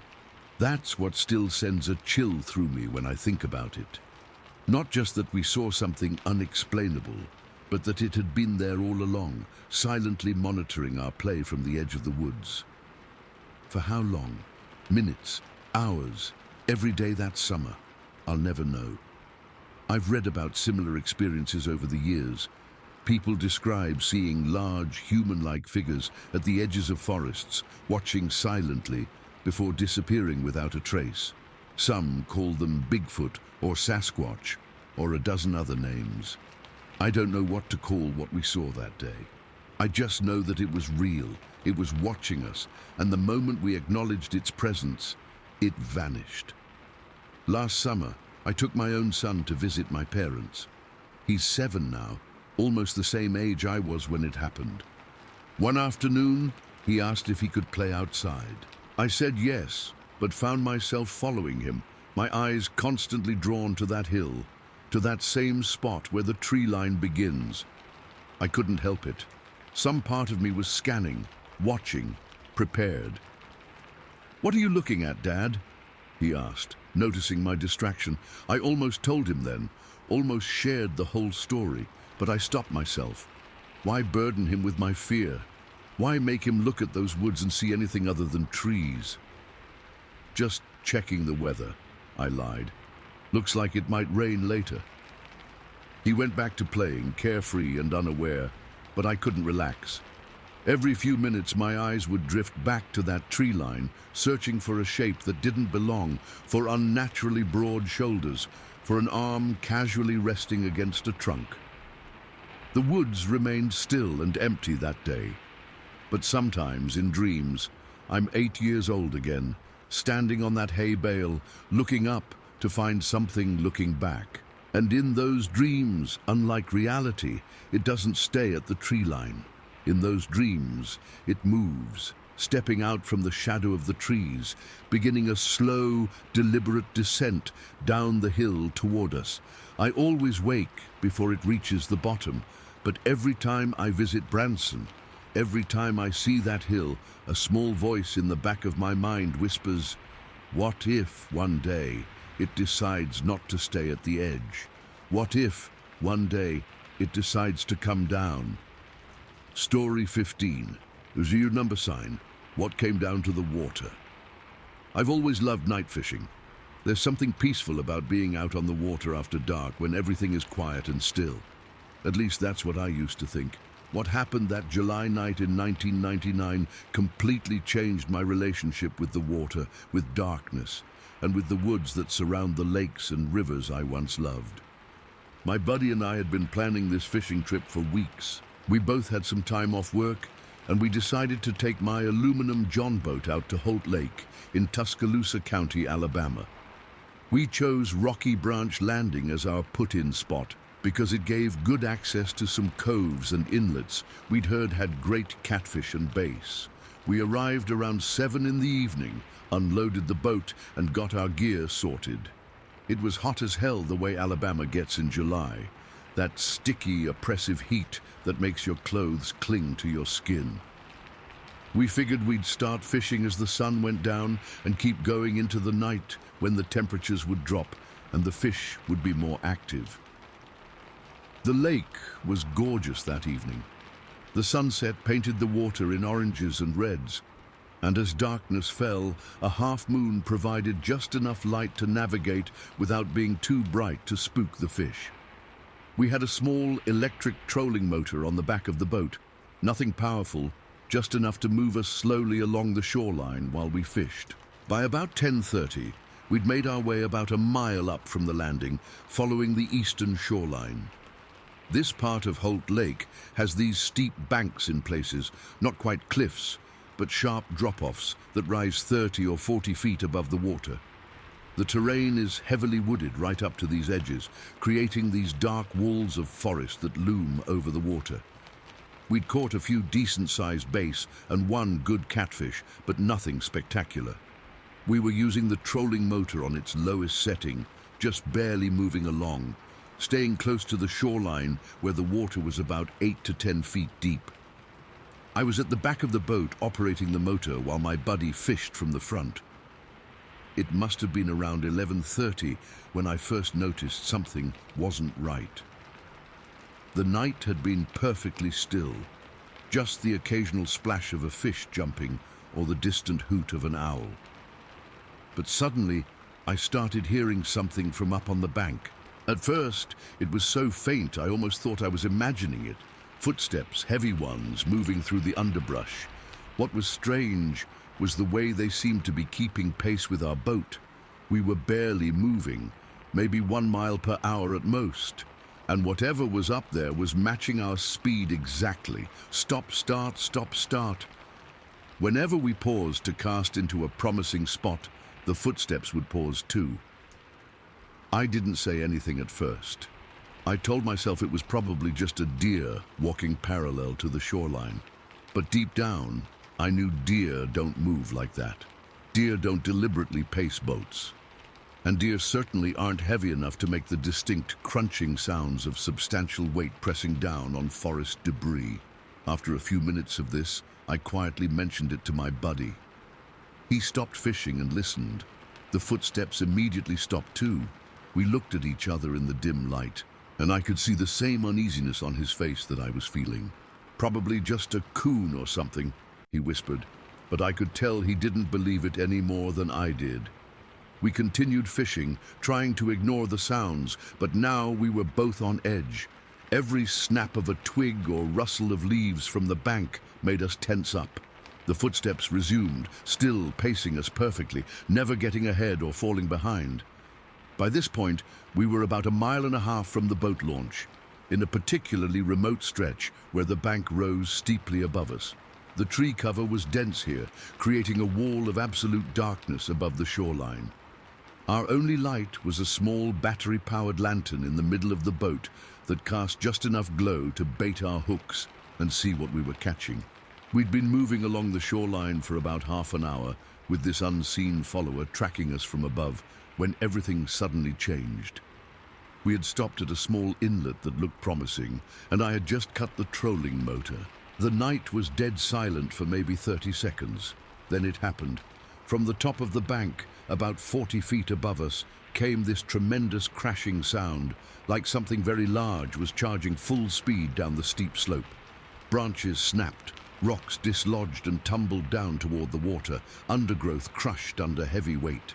Whatever had been pacing us was now barreling straight down the bank directly toward our boat. The sound was so violent, so purposeful, that there was no mistaking this for any normal wildlife behavior. This was a deliberate charge. This was something coming for us. Before I could even react, before I could even reach for the motor starter, I heard it. A sound that I still hear in my nightmares, a deep, guttural, raw growl that seemed to vibrate the very air around us.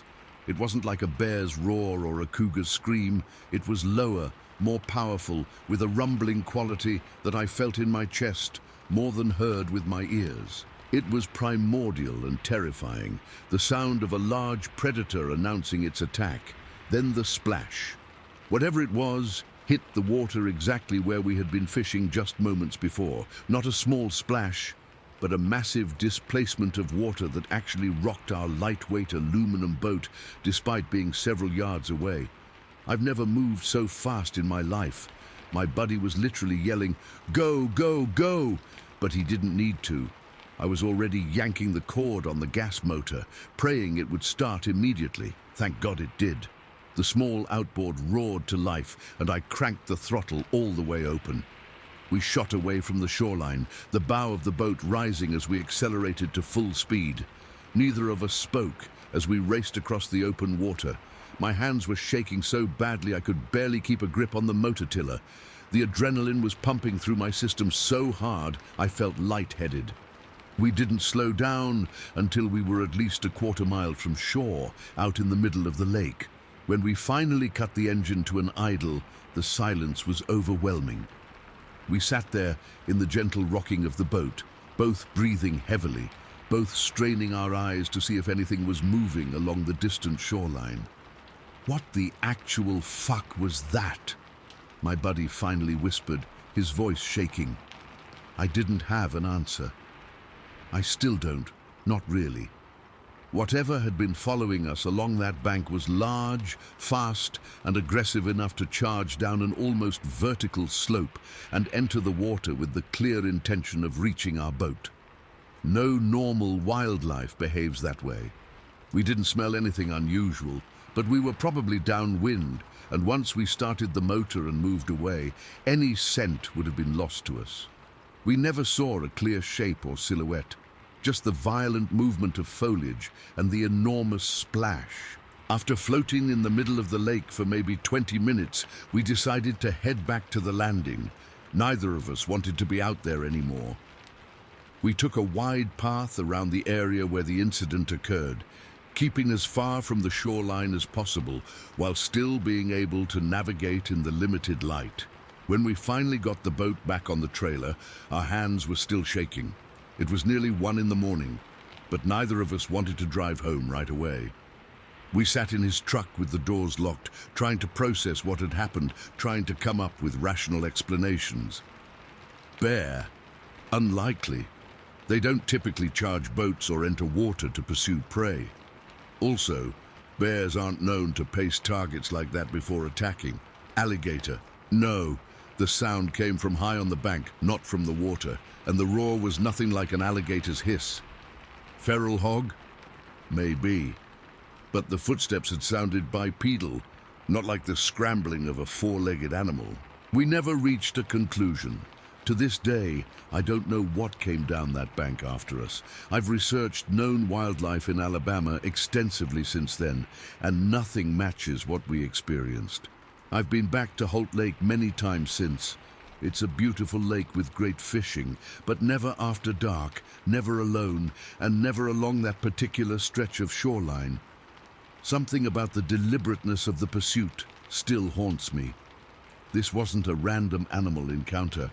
Whatever was tracking us from the bank was doing exactly that, tracking us, following our movements, waiting for the right moment before it charged. The most terrifying aspect wasn't just that something unknown was out there in the woods. It was the realization of how vulnerable we were, two humans in a small aluminum boat, separated from something powerful and predatory by nothing more than a few yards of water. Something that, as we discovered, was perfectly willing to cross that boundary to reach us. Sometimes when I'm fishing other lakes now, even in broad daylight, I catch myself scanning the shoreline, listening for heavy footsteps in the underbrush. The water doesn't feel like a barrier anymore. It feels like a hunting ground, a place where we're exposed and visible to whatever might be watching from the tree line. I still hear that roar sometimes, right as I'm falling asleep, that deep, vibrating sound that seemed to come from something ancient and powerful. Something that saw us as prey, something that decided in a moment of predatory calculation to break the boundary between its world and ours. I don't know what hunted us that night on Holt Lake. I just know that for a few terrifying minutes, my buddy and I weren't fishermen, enjoying a peaceful night on the water. We were prey, being stalked by something that saw the lake not as a boundary, but as an extension of its territory. And that knowledge has changed how I see the water, the woods, and the thin line between our world and the wild forever.